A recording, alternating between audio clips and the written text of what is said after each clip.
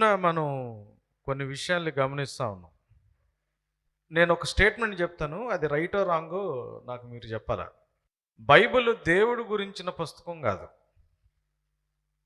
రైటో రాంగా? Right అన్న వాళ్ళు Bible దేవుడు గురించిన బుక్ కాదు అన్న కదా. నేను రాంగా రైట్ అన్నోళ్ళు చేతులు ఎత్తండి. బైబిల్ దేవుడు గురించిన బుక్ కాదు అని అన్నా. రైటా రాంగా? రైట్ యాక్చువల్గా. ఎలానో చెప్తాను చూడండి. మిగతా మత గ్రంథాలన్నీ వేరే వేరే దేవుళ్ళ గురించి మనుషులు రాసుకున్న పుస్తకాలు. బైబిల్ దేవుడు గురించిన పుస్తకం కాదు. బైబిల్ దేవుడు గురించిన పుస్తకం కాదు. మీకు ఒక చిన్న ఉదాహరణ చెప్తా. సపోజ్ నాకు ఒక కొడుకున్నాడు. కొడుకు అలిగి ఇంట్లో నుంచి పారిపోయి వెళ్ళిపోయాడు అనుకున్నాను. వాడికి నేను మెసేజ్ పెడుతున్నా. ఇప్పుడు లెటర్లు రాయడం మీకు చాలామందికి తెలియదు కాబట్టి మెసేజ్ దగ్గరకు వస్తున్నా. ఒక పెద్ద లెటర్ లాంటిది పెట్టా మెసేజ్.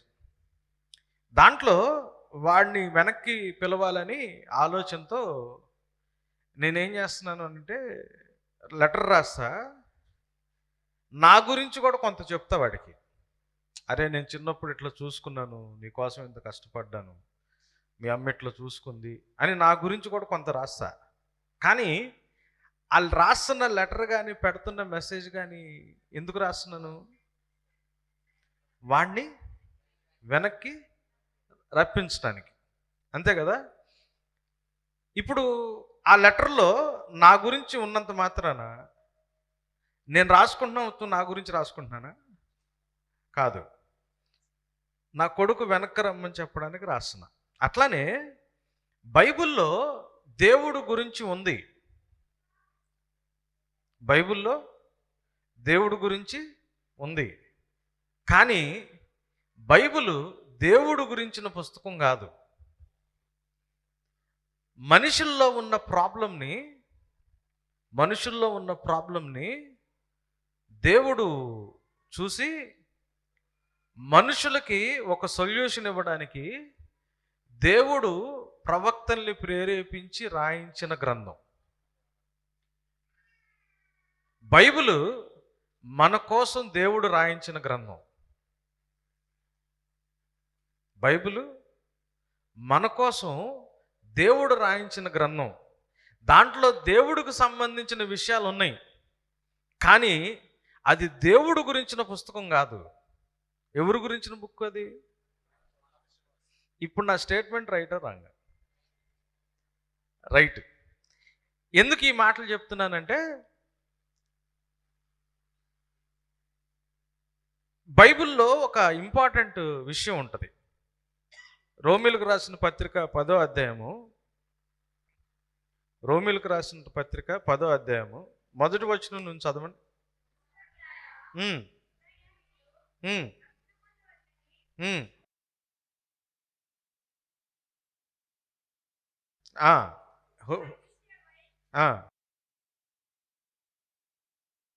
ఇజ్రాయేలీయులు రక్షించబడాలని నా హృదయాభిలాషయు, వారి విషయమై నేను దేవుడికి చేసే ప్రార్థన అయ్యి ఉందన్నాడు. సరే, చిన్నపిల్లలు సంగతి పక్కన పెడితే పెద్దోళ్ళకి ఏమన్నా దీంట్లో ఆ సెంటెన్స్ చదివినప్పుడు ఏం అనిపించలేదా? ఆ వచనం చదివినప్పుడు మీకేమి విచిత్రంగా విడ్డూరంగా ఏం అనిపించలేదా?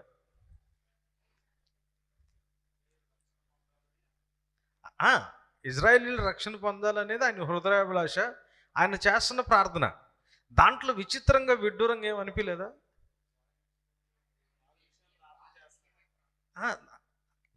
ప్రార్థన చేయడం విచిత్రమా, విడ్డూరమా? ఏం అనిపించలేదా అమ్మ?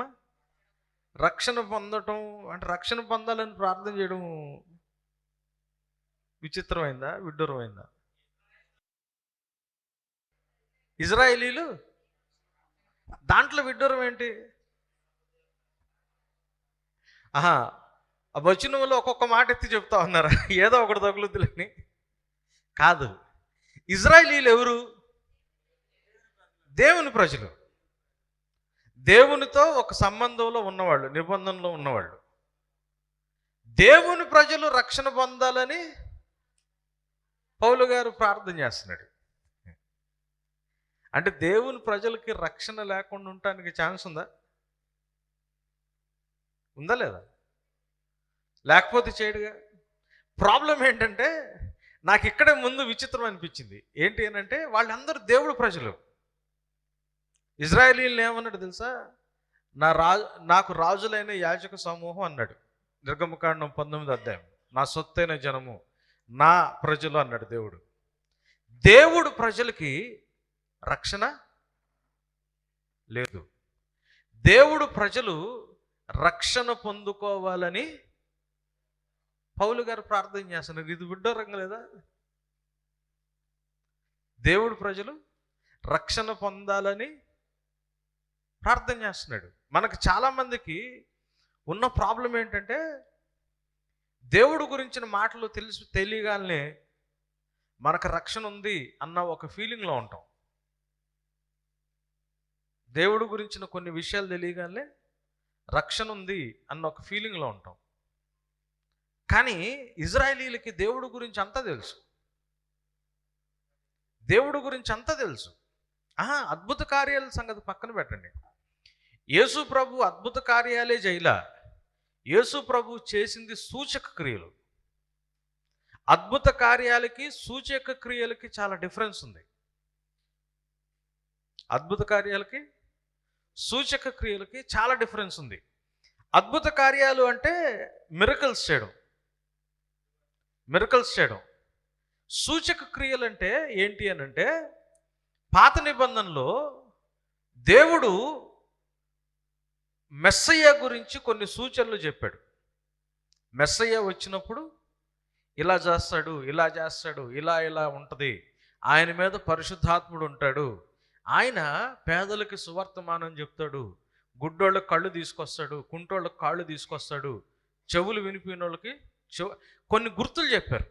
అంటే ఇప్పుడు మనం సపోజ్ ఇక్కడ నుంచి హైదరాబాద్ వెళ్ళాలనుకోండి, మనం ఏం చేస్తామంటే ఇప్పుడు గూగుల్ మ్యాప్స్ వచ్చింది, గూగుల్ మ్యాప్ పెట్టుకుని వెళ్తున్నాం. కానీ ఈ గూగుల్ మ్యాప్ లేదనుకోండి, డైరెక్షన్ చెప్తా, మీరు వెళ్తా ఉంటే ఏలూరు కనిపించుద్ది, ఏలూరు దాటిన తర్వాత ఇంకొంచెం ముందుకు వెళ్తా ఉంటే విజయవాడ వస్తుంది, అక్కడ రామవరపాడు దగ్గర ఊర్లోకి వెళ్తే మీకు ట్రాఫిక్లోకి ఇరుక్కుపోతారు కాబట్టి రైట్ తీసుకుని మీరు బైపాస్ తీసుకుని వెళ్తే అన్ని గుర్తులు చెప్తా ఉంటారు. అవన్నీ ఏంటి? సూచనలు, సైన్స్. సో నేను ఆ మార్గంలో వెళ్తున్నప్పుడు ఆ సూచనలు కనిపిస్తూ ఉంటే నేను కరెక్ట్ డైరెక్షన్లో వెళ్తున్నాను. సో పాత నిబంధన ప్రవక్తలు దేవుని యొక్క చిత్తాన్ని ఎలా జరుగుద్దో దానికి కొన్ని సూచనలు చెప్పుకుంటూ వచ్చాడు. సో యేసు ప్రభు ఏం చేశాడంటే సూచక క్రియలు చేశాడు. ఆ సైన్స్ అన్ని చేసుకుంటా వచ్చాడు. ఒకసారి బాప్తిజం ఇచ్చిన యోహానికి డౌట్ వచ్చింది యేసు ప్రభు మీద.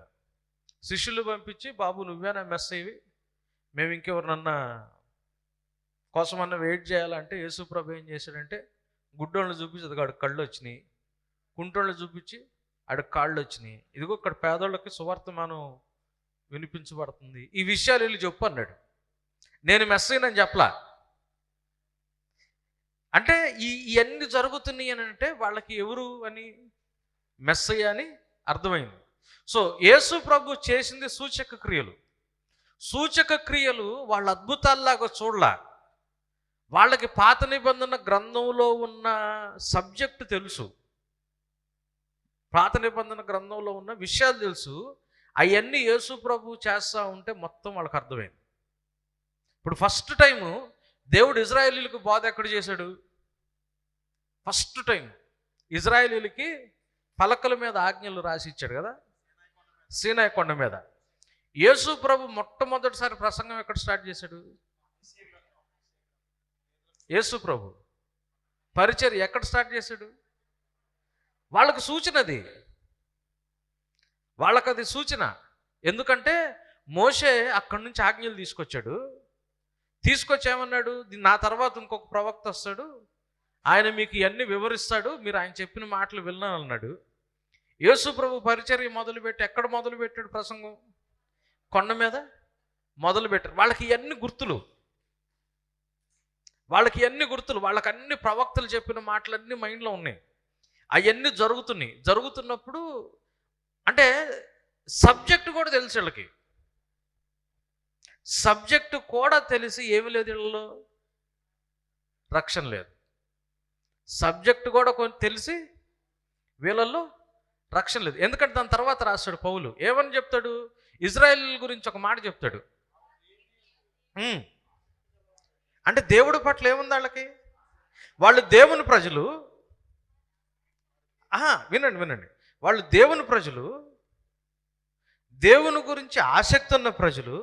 దేవుడు అంటే ఇష్టం ఉంది, దేవుడు సొంత ప్రజలు, దేవుడు అంటే ఇష్టం ఉన్న ప్రజలు. కానీ ఏం లేదు, రక్షణ లేదు. అర్థమవుతుందా? దేవుడు ప్రజలు, దేవునితో నిబంధనలో ఉన్న ప్రజలు, దేవుడు అంటే ఇష్టం ఉన్న ప్రజలు. కానీ ఏం లేదు, రక్షణ లేదు. ఎందుకు లేదు రక్షణ అంటే, వాళ్ళకి దేవుడు అంటే ఇష్టం ఉంది, ఆసక్తి ఉంది. కానీ ఆసక్తి జ్ఞానానుసారంగా లేదు. సో దేవుడి పట్ల మనకి ఇష్టం ఉన్నా, దేవుడి పట్ల మనకి ఇష్టం ఉన్నా, దేవుడి పట్ల సరైన జ్ఞానం లేదనుకోండి, మనకేముండదు, రక్షణ ఉండదు. ఏముండదు, రక్షణ ఉండదు. ప్రాబ్లం ఏంటంటే జ్ఞానం కూడా సరిగ్గా లేదు మన దగ్గర. అక్కడ వచ్చింది ప్రాబ్లం. ఒకసారి ఒక ఊర్లోనంట ఒక పెద్ద ఆయన చర్చి కట్టడానికి ల్యాండ్ దానం చేసి పెద్ద చర్చి కట్టించి వెళ్ళాడంట. చిన్న పల్లెటూరు వెళ్ళి చాలా సంవత్సరాలు వేరే దేశంలో ఉన్నాడంట. మళ్ళీ వెనక్కి వచ్చాడంట, ముసలాడు అయిపోయాడంట బాగా. ఆయన వెనక్కి వస్తున్న సంగతి ఆ కమిటీ, చర్చ్ కమిటీ వాళ్ళకి తెలిసి ఆయన్ని రమ్మని చెప్తాము, ఊరికి ఆయన చర్చ్ అదంతా చూడటానికి ఒక ఆదివారం, సో మీరు కొంచెం జాగ్రత్తగా ఉండండి, అప్రమత్తంగా ఉండండి అని చెప్పారు. సరే ఈ పెద్ద ఆయన వచ్చాడంట. వచ్చి సండే స్కూల్ జరుగుతుంటే సండే స్కూల్లో ఏం చెప్తున్నారని వెళ్ళాడంట.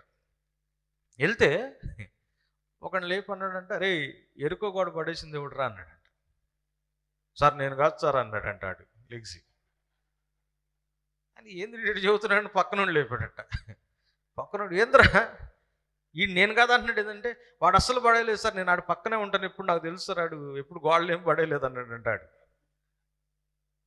ఇదేంది ఇట్లా ఆన్సర్ చెప్పాడని టీచర్ వైపు తిరిగి, ఇదేందమ్మా ఎరుకో గోడ ఎవడు పడేసాడంటే నేను కాదని ఇటు చెబుతున్నట్టే. ఆమె అందంట, సార్ మా పిల్లలందరూ చాలా మంచోళ్ళు అండి, క్లాసులోకి వస్తే బయటికి వెళ్ళరండి, వాళ్ళు గోడలు కూడా ఎక్కరండి, పడేయడం సంగతి పక్కన పెట్టండి, చాలా బుద్ధిమంతులు అందంట. ఆయనకి బుర్రపోయి కమిటీ వాళ్ళ దగ్గరికి వెళ్ళాడంట. కమిటీ వాళ్ళ దగ్గరికి వెళ్ళి, అదేంటండి ఎరుకో గోడ ఎవరు పడేసాడంటే, ఆడేమో నాకు తెలియదు నేను కాదంటాడు, ఆడు పక్కనోడేమో ఆడెప్పుడు వాడు చాలా మంచోడు సార్ అని చెబుతున్నాడు, టీచర్లు ఏమో మా వాళ్ళందరూ చాలా బుద్ధిమంతులు అని చెబుతున్నారంటే, కమిటీ వాళ్ళు ఈయన అన్నారంట, సార్ ఇప్పుడు అవన్నీ ఎందుకు వచ్చిన గొడవ, ఎంత ఎద్దు చెప్పండి, మేము చెక్ రాసి ఇచ్చేస్తాం, అది మళ్ళీ కట్టించేసుకుందాం అన్నాడంట. ప్రాబ్లం ఏంటంటే క్రైస్తవత్వంలో యూదులకి ఏం ప్రాబ్లం ఉండిందో ఇప్పుడు మనకి కూడా అదే ప్రాబ్లం ఉంది. గ్లోరీ అంటారు క్రైస్తవులు. గ్లోరీ అంటే కరెక్ట్గా తెలియదు కదా. మనం ఏం మాట్లాడతామో మనకే అర్థం కాదు. బాగా పొట్టుడండి అంటాం, చాలా పొడుగు అంటాం, చాలా పొడుక్కి బాగా పొట్టోడికి నేను చెప్పేదానికి నా యాక్షన్కి ఏమైనా సంబంధం ఉందా? సేవకుడు అండి అంటాం. సపోజ్ మీ ఇంట్లో పనిచేసే ఆమె వచ్చింది అనుకోండి, ఎవరు మా సేవకురాలండి అంటారా? సేవకుడండి అంటాం. సేవకుడు అంటే సేవ చేసేవాడు కదా. సేవ చేయించుకునేవాడు సేవకుడు కాదు, సేవ. అందుకే ఇంకొకసారి బ్యాగ్ పట్టుకోవచ్చు సార్, నేను పట్టుకుని వస్తా బ్యాగ్. ప్రాబ్లం ఏంటంటే క్రైస్తవులుగా మనం అదేంటో ఒకలాంటి భక్తి కాన్సెప్టో లేకపోతే ఒకలాంటి ఫీలింగ్లో ఉండి క్రైస్తవత్వంలో ఉండటానికి ప్రయత్నం చేస్తాం. పొద్దున దేని గురించి మాట్లాడుకుంటా ఉన్నాము? రెండో రాకడ గురించి. రెండో రాకడ గురించి మాట్లాడుకుంటా తెస్సలోనికీయులకు రాసిన మొదటి పత్రిక 5వ అధ్యాయం గురించి నేను ఒకటి మాట్లాడా. ఎంత పొద్దున నేను అది నాకెవరు కరెక్ట్ చెప్పారు కదా నాన్న, జెఫనియా ఫస్ట్ చాప్టర్, అది జెఫనియా ఫస్ట్ చాప్టర్. పొద్దున నేను ఎహెజ్కేలు అది జెఫనియా ఫస్ట్ చాప్టర్. తెస్సలోనికీయులకు రాసిన మొదటి పత్రిక 5వ అధ్యాయము. మనం ఏమని నేర్చుకున్నాం? మొదటి వచనం చూడండి. ఉమ్, ఉమ్, ఉమ్, ఉమ్. రాత్రి వేళ దొంగ ఎలా వచ్చునో అలాగ ప్రభు దినం వచ్చునని మీకు బాగా తెలుసు. లోకులు నెమ్మదిగా ఉన్నది భయమేమి లేదని చెప్పుకొనుచుండగా గర్భిణీ స్త్రీకి ప్రసవ వేదన వచ్చినట్లు వారికి అకస్మాత్తుగా నాశనము తటస్థించును గనక వారెంత మాత్రం తప్పించుకొనలేరు అని రాస్తా 4వ వచనం ఏమన్నాడు? సహోదరులారా, ఆ దినము దొంగ వలె మీ మీదకు వచ్చుటకు మీరు చీకట్లో ఉన్నవారు కాదు అన్నాడు. చీకటి అన్న మాట వాడారు. ఇంకొక మాట ఏమన్నాడు? మీరందరూ వెలుగు సంబంధులు అన్నాడు. వెలుగు సంబంధులు, పక్కటి సంబంధులు, చీకటి సంబంధులు కారు. సో దేవుని రెండవ రాకడ అకస్మాత్తుగా వస్తే మీరు ఏ సంబంధులు అవుతారు? చీకటి సంబంధులు. దేవుని రెండవ రాకడ అకస్మాత్తుగా దొంగ వల్లే రాకుండా దేవుని రెండవ రాకడ మనకు అర్థమవి మనం సిద్ధపడాలి అని అంటే మనం దేనికి సంబంధించిన వాళ్ళమై ఉండాలా? అంటే ఏం చేయాలా? మెలకువ కలిగి ప్రార్థన చేస్తాం, కరెక్టే. వెలుగు అంటే అర్థం ఏంటి? వెళ్దాం దాని దగ్గరికి వెళ్దాం. ఇందాక చెప్పాను కదా, ఇజ్రాయేలీలకి దేవుని పట్ల ఆసక్తి ఉంది, ప్రేమ ఉంది, కానీ దేని ప్రకారంగా లేదు? జ్ఞానానుసారంగా లేదు. జ్ఞానానుసారంగా లేకపోతే ఆసక్తి ఉన్నా కానీ మన దగ్గర ఏముండదు? రక్షణ ఉండదు. సో ఇది ఒక పాయింట్ చెప్పా. ఇంకో పాయింట్ ఏం చెప్పాను? బైబిల్ దేవుడి దగ్గర నుంచి మనకు వచ్చిన పుస్తకం. మానవుడి యొక్క పరిస్థితిని దేవుడు అర్థం చేసుకుని మానవుల యొక్క పరిస్థితికి దేవుడు జవాబు ఇవ్వడానికి దేవుడు రాయించిన పుస్తకం బైబిల్. సో దేవుడు మానవులకి ఇచ్చిన మాట బైబిల్, దేవుని యొక్క వాక్కు బైబిల్, దేవుని యొక్క మాట బైబిల్. ఇది మనం రాసుకున్నది కాదు, దేవుడు మన కోసం రాయించింది. అసలు మనుషుల్లో ప్రాబ్లం ఏంటి? మనం బైబిల్ టర్మ్స్లో చెప్పొద్దు. మీరు మామూలుగా చూస్తున్నారు కదా బయట, మనుషుల్లో మీకు కనిపిస్తున్న ప్రాబ్లం ఏంటి చెప్పండి? మాట వినకపోవడమా? ఓకే, నేను బయట సమాజంలో చుట్టూ చూస్తున్నారు కదా, న్యూస్ వింటున్నారు కదా, బయట చాలా చూస్తున్నారు కదా, మనుషుల్లో మేజర్గా కనిపించే ప్రాబ్లం ఏంటి చెప్పండి అమ్మా? ఫోను ప్రాబ్లం కాదు, అస్సలు మెయిన్ ప్రాబ్లము మనుషులందరిలో కనిపిస్తున్నది. మెయిన్ ప్రాబ్లం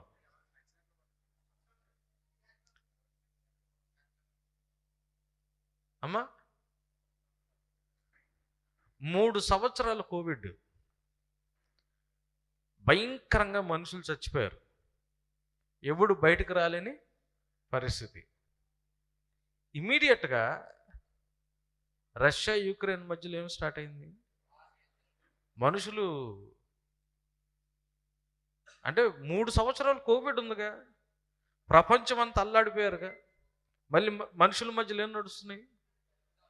మీరు ప్రపంచంలో మీకు ఏంటి ఉట్టి ఈ చిన్నవి కనిపిస్తున్నాయా? అసలు ఏంటి ప్రాబ్లం చెప్పండి?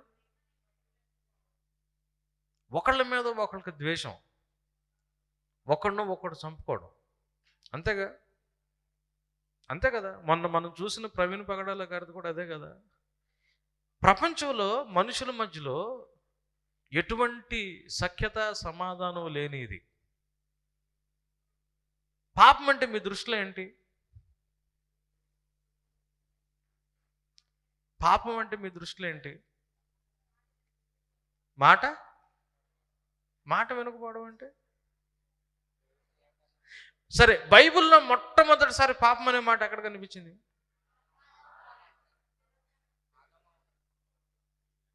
అమ్మా, ఆదికాండం 3వ అధ్యాయంలో అసలు పాపం అనే మాట ఉందా?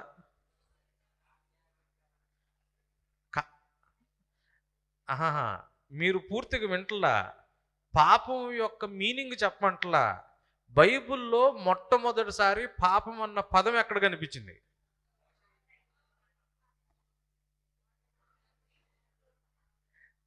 వాళ్ళకి ఆసక్తి జ్ఞానానుసారంగా లేదు, అది ప్రాబ్లం. మొట్టమొదటిసారి పాపం అనే మాట ఎక్కడ కనిపించింది?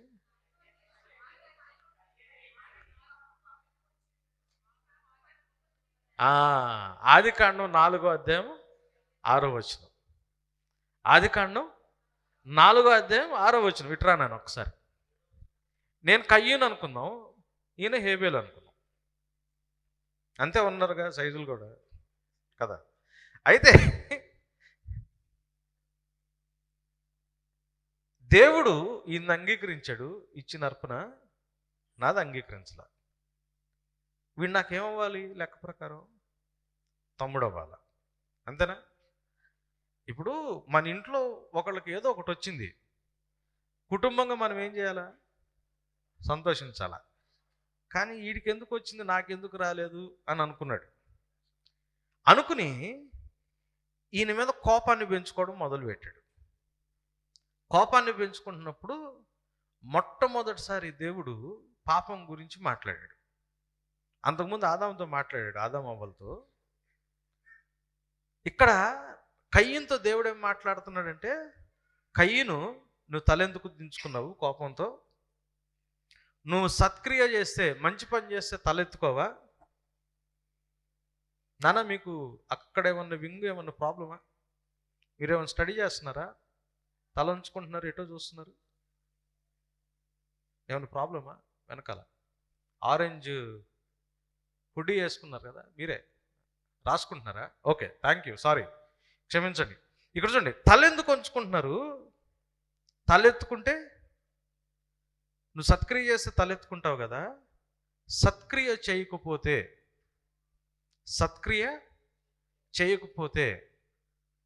మంచి పని చేయకపోతే పాపం పొంచి ఉంది అన్నాడు. అక్కడ ఇంగ్లీష్లో క్రౌచింగ్ అనే మాట ఉంటుంది, తెలుగులో పొంచి ఉంది. పొంచి ఉండటం అంటే ఒక జింక మీద వేటాడటానికి పులి రెడీగా ఉంటుంది చూసారా, వెయిట్ చేస్తా, దాన్ని క్రౌచింగ్ అంటారు. పొంచి ఉండటం అంటే ఇంకా అటాక్ చేయలేదు, అటాక్ చేయడానికి రెడీగా ఉందని అంటే అప్పటికి పాపం పట్టుకుందా కయ్యూన్ని? వినండి సార్, పాపం పట్టుకుంటే వెయిట్ చేస్తుందని చెబుతారా? నువ్వు సత్క్రియ చేస్తే తలెత్తుకుంటావు, సత్క్రియ చేయకపోతే ఇంకేమైనా చేశాడు ఇక్కడ కయ్యూను? ఇంకేం చేయలా. సత్క్రియ చేయకపోతే పాపం వెయిట్ చేస్తుంది రెడీగా నిన్ను పట్టుకోవాలని అన్నాడు. సో అప్పటికి పాపం పట్టుకుందా మనిషిని? పట్టుకోలా. పాపం ఎప్పుడు పట్టుకుంటుంది అన్నాడు? నేను ఈయన పట్ల సరిగ్గా ప్రవర్తించకపోతే. అంతేగా, నేను ఈయన పట్ల సరిగ్గా ప్రవర్తించకపోతే పాపము నన్ను పట్టుకుంటుంది అన్నాడు. కయ్యూను వినకుండా ఏం చేశాడు? చంపేశాడు. పాపం మొట్టమొదటిసారి ఎక్కడ కనిపించింది తెలుసా? ఒక అన్న ఒక తమ్ముడితో ప్రవర్తన విషయంలో కనిపించింది. ఒక మనిషి తోటి మనిషి జీవితంలో చేసే పనుల దగ్గర కనిపించింది. అర్థమవుతుందా? దేవుడు మనుషులను ఎందుకు చేసుకున్నాడు? పర్లేదా, నుంచుంటావా? కాళ్ళ నొప్పులుగా. దేవుడు మనుషులు ఎందుకు చేసుకున్నాడు? ఎలా చేసుకున్నాడు? ఆయన స్వరూపంలో ఆయన పోలిక చొప్పున చేసుకున్నాడు. అంటే అర్థం ఏంటి? స్వరూపము అంటే ఆయన యొక్క ప్రతినిధిగా. ప్రతిమ, సెలేం అనే మాట ఉంటుంది హెబ్రీ భాషలో. ప్రతిమ, ప్రతినిధి. ప్రతిమ అంటే విగ్రహం. ప్రతిమ ఏం చేస్తుంది? ప్రాతినిధ్యాన్ని వహిస్తుంది. సో మనిషి అన్నవాడు దేవుడి యొక్క విగ్రహం, దేవుడి యొక్క ప్రతిమ. ఆయన స్వరూపములో ఆయన పోలిక చొప్పున అన్నాడు. డెమూత్ అనే మాట ఉంటుంది హీబ్రూలో. డెమూత్ అంటే అర్థం ఏంటి అని అంటే దేవుని యొక్క స్వభావాన్ని వ్యక్తపరిచే అని. మామూలు విగ్రహంలో ఏం కదలిక ఉండదు, అంతే కదా. ఒక డైరెక్షన్లో ఉంటే కాదు, డైరెక్షన్ అట్లానే ఉంటుంది, కదలిక ఉండదు. కానీ మనం అట్లాంటి విగ్రహాలుగా కాదు దేవుడు చేసుకుంది. ఎట్లాంటి విగ్రహాలంటే దేవుని యొక్క స్వభావం, దేవుని యొక్క నేచర్, దేవుని యొక్క స్వభావాన్ని వ్యక్తపరిచే విగ్రహాలు మనుషులు.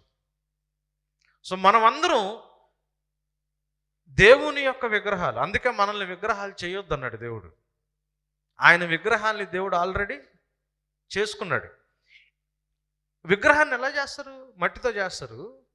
మట్టితో చేసి మొన్న అయోధ్యలో ఏం జరిగింది? రాముడు విగ్రహం చేశారు. దాని తర్వాత దాంట్లోకి ఏం చేస్తారు? వాళ్ళు మంత్రోచ్చారణ చేస్తా ప్రాణాన్ని, దాన్ని ప్రాణ ప్రతిష్ఠ చేయడం అంటారు. పరిశుద్ధత అంటే కూడా అదే. పవిత్రతకి పరిశుద్ధతకి చాలా డిఫరెన్స్ ఉంది. పవిత్రత అంటే పాపము లేకుండా ఉంటే పవిత్రత. పరిశుద్ధత అంటే ఈయన విగ్రహం అనుకుందాం, అన్నిటికీ ఈయన వాడదాం. మామూలు మట్టిలో విగ్రహాలు తయారు చేస్తారు. మీరు హైదరాబాద్ వెళ్తే ఇప్పటికీ ఉంటాయి వినాయకుడి విగ్రహాలు అన్ని రోడ్డు పైన మామూలు చేసి ఉంటారు. పూజ చేయడానికి దీన్ని ఏం చేస్తారంటే మామూలు ప్లేస్లో నుంచి ఒక ప్రత్యేకమైన స్థానంలోకి దీన్ని తీసుకొచ్చి పెడతారు. అంటే మామూలు ప్లేస్లో నుంచి ప్రత్యేకమైన స్థానంలో ప్రతిష్ఠిస్తారు. కామన్ ప్లేస్లో నుంచి వేరు చేస్తారు. సాధారణమైన దాంట్లో నుంచి ప్రత్యేకిస్తారు. ప్రత్యేకించటం, వేరు చేయడం, శాంక్టిఫైడ్, పరిశుద్ధపరచటం. హోలీ అంటే అర్థం ఏంటంటే దేవుని కొరకు వేరు చేయబడటం, అది పరిశుద్ధత. పాపము లేనిది పవిత్రత. పాపము లేని స్థితి పవిత్ర, మలినం లేని స్థితి పవిత్రత. పరిశుద్ధత అంటే దేవుని కొరకు ప్రతిష్ఠించబడటం, ప్రభు కొరకు వేరు చేయబడటం, ప్రత్యేకించబడటం. విగ్రహాన్ని పెట్టిన తర్వాత వాళ్ళు ఏం చేస్తారంటే జనరల్గా మంత్రోచ్చరణలు చేస్తా, మంత్రాలు చదువుతా ఈ విగ్రహంలోకి ప్రాణాన్ని పోస్తారు. అంటే ఏ దేవుడు ప్రతినిధిగా ఈ విగ్రహం ఉందనుకోండి, రాముడు విగ్రహం పెట్టారు అనుకోండి, రాముడు యొక్క ఆత్మ ఈయనలోకి, ఈ విగ్రహంలోకి రావాలా, రాముడు యొక్క సన్నిధి విగ్రహంలోకి రావాలని వాళ్ళు మంత్రోచ్చరణ చేస్తారు. దేవుడు 2వ అధ్యాయం 7వ వచనంలో నేలమంటితో మనిషిని చేసి జీవాన్ని, జీవము కలిగిన దేవుని యొక్క ప్రతిమగా ఈయన్ని ప్రతిష్ఠ చేశాడు. 2వ అధ్యాయం 7వ వచనం. ఇది ఎట్లాంటి విగ్రహం అయ్యా అంటే మనుషులు దేవుని యొక్క ప్రతినిధులుగా ఉండే విగ్రహాలు మాత్రమే కాదు, దేవుని యొక్క స్వభావాన్ని కూడా వ్యక్తపరిచే విగ్రహాలు. అంటే దేవుని యొక్క నేచర్ని మనం ఏం చేయాలా? ఎగ్జిబిట్ చేయాలా. సో దేవుడు, నేను ప్రేమ, ఈయనలో ప్రేమ ఉండాలా. సో నేను దేవుడు ప్రతినిధినైతే నేను జనరల్గా ఏం చేయాలా? ప్రేమించాలా, అంతేనా? దేవుడు ఎట్లా అంటాడు అంటే చీకట్లోంచి వెలుగు తీసుకొచ్చాడు, జీవం లేని వాటిలోకి జీవాన్ని తీసుకొచ్చాడు, అంతే కదా. పనికిరాంది పనికొచ్చేటట్లు చేశాడు, అన్ని సుందరంగా చేశాడు, అన్ని ఉపయోగపడేటట్లు చేశాడు. ఇప్పుడు నేనేం చేయాలా? ఎప్పుడైనా ఉపయోగపడేది చేయాలా, అంటే పనికొచ్చేది చేయాలా, జీవము కలిగించేది చేయాలా, దేవుని యొక్క ప్రేమని వ్యక్తపరచాలా. నేను అప్పుడు దేవుని ప్రతినిధిని అవుతా, అంతేనా? సో దేవుని యొక్క ఉద్దేశం ఏంటి అనంటే దేవుని ప్రతినిధిగా నేను ఉండాలి. సో కయ్యను ఏం చేస్తున్నాడు? దేవుని యొక్క ప్రతినిధిగా ఉండకుండా దేవుని యొక్క ఉద్దేశాన్ని అతిక్రమిస్తున్నాడు, ధిక్కరిస్తున్నాడు.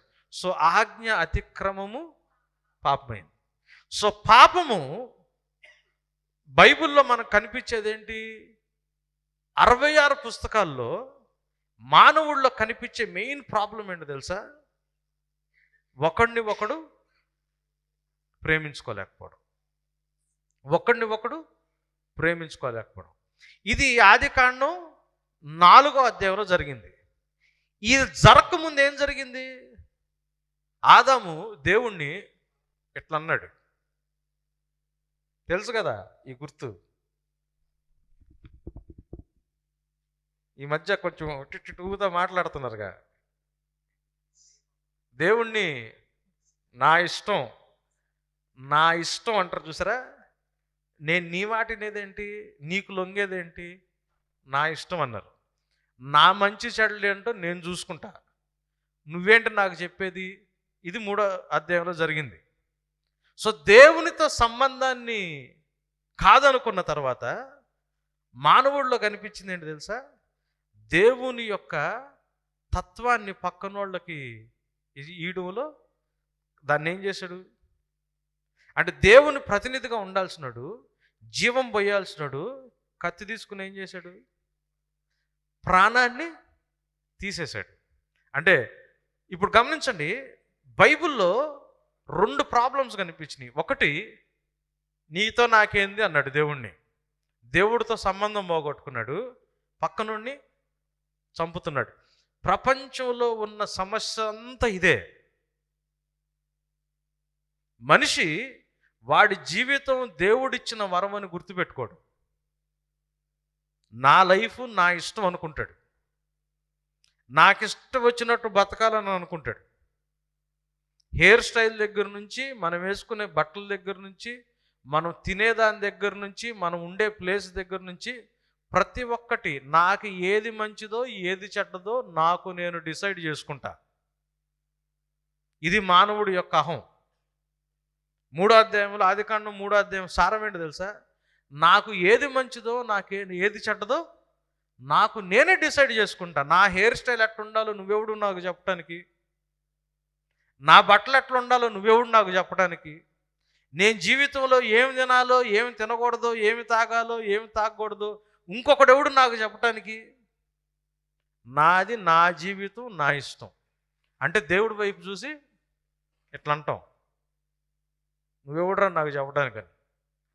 ఇది ఒకటి. వీడితో నాకేం పని. రెండోది, ఒకటేమో ఇటు, ఇంకొకటేమో ఇటు. వీడితో నాకేం పని, వీడికి ఏమైపోయినా నాకేంటి, నాకు లాభం వస్తుందా లేదా, సారీ, నాకు లాభం వస్తుందా లేదా. నాకు లాభం వస్తే పక్కనోడు ఏమైపోయినా నాకు సంబంధం లేదు. ఇది ప్రపంచంలోకి ఉన్న ప్రాబ్లం అంతా ఇదే. ప్రపంచానికి ఉన్న ప్రాబ్లం అంతా ఇదే. మీరు ఎక్కడైనా చూడండి, రాజకీయాలు తీసుకోండి, ఇదే ప్రాబ్లం. పక్కనోడికి ఏమైతే ఏంటి, నాకు నా వాళ్ళకి మంచి జరిగితే చాలండి. ఏ బిజినెస్ తీసుకోండి, ఇదే. మీరు దేశాల్లో మధ్యలో ఉన్న ఇంటర్నేషనల్ డీలింగ్స్ చూడండి, ఇదే. ఎక్కడ చూసినా కానీ ఇదే ప్రాబ్లం. ఒకటి, దేవుణ్ణి గుర్తించరు. రెండోది, పక్కనోడిని పట్టించుకోరు. సో బైబిల్ 2 ఏరియాల్లో మనకి సమాధానం ఇవ్వడానికి వచ్చింది. ఒకటి, దేవుడితో మరలా మనకి రిలేషన్ ఇస్తా, దేవుడితో మరలా మనకి రిలేషన్ ఇస్తా, మనుషుల మధ్యలో ఉన్న సమస్యని తీసేయడానికి బైబిల్ మనకి సొల్యూషన్ ఇస్తుంది. సో దేవుడు ఈ 2 పాయింట్లు మాట్లాడతాడు. బైబిల్ మొత్తం 2 ఆజ్ఞల మీద ఉంటుంది. ఏంటది? ముందు దేవుణ్ణి ప్రేమించు. దేవుణ్ణి ప్రేమించడం యొక్క రిజల్ట్ ఎక్కడ కనిపిస్తుంది? నీ పొరుగు వాడిని ప్రేమించడం. సో 66 పుస్తకాలు బైబిల్ మీరు చదివితే, మీరు స్పిరిచువల్గా బాగా ఎదిగితే, 66 పుస్తకాల్లో ఉన్న సారమంతా మీకు అర్థమైపోయి పెద్ద స్కాలర్ అయిపోతే బైబిల్లో, ఫైనల్గా అర్థమయ్యేది ఏంటి తెలుసా? దేవుణ్ణి ప్రేమించాలా, ఆ పక్కన నుండి ప్రేమించాలి. బైబిల్ మనుషుల్లో ఈ మార్పు తీసుకురావడానికి మాట్లాడుతుంది. ఎలా మాట్లాడుతుంది? కూర్చోనన్నా, థ్యాంక్ యూ. ఎలా మాట్లాడుతుంది నేను మీకు చెప్తాను చూడండి.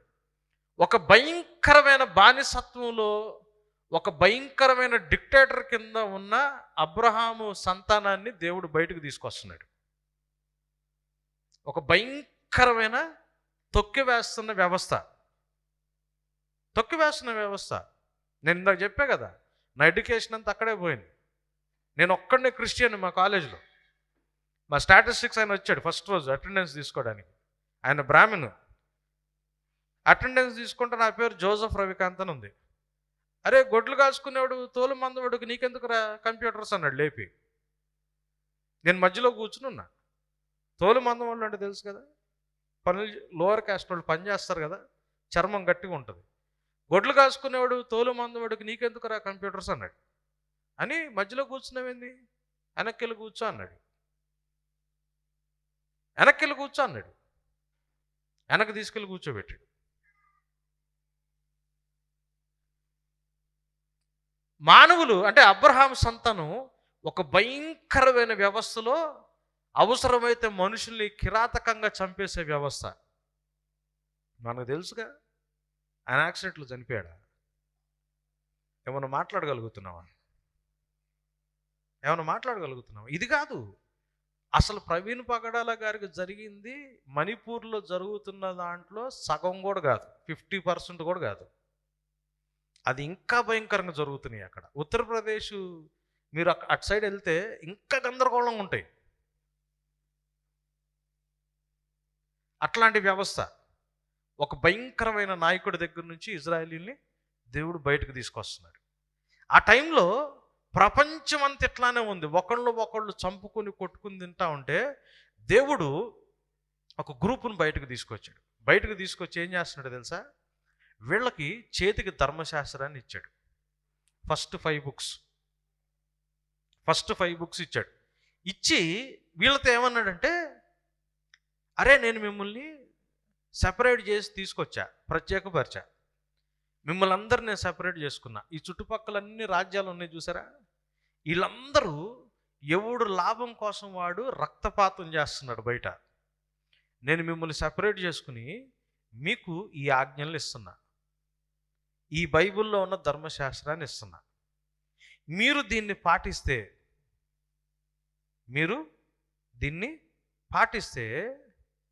మీ జీవితాల్లో మార్పు వచ్చుద్ది.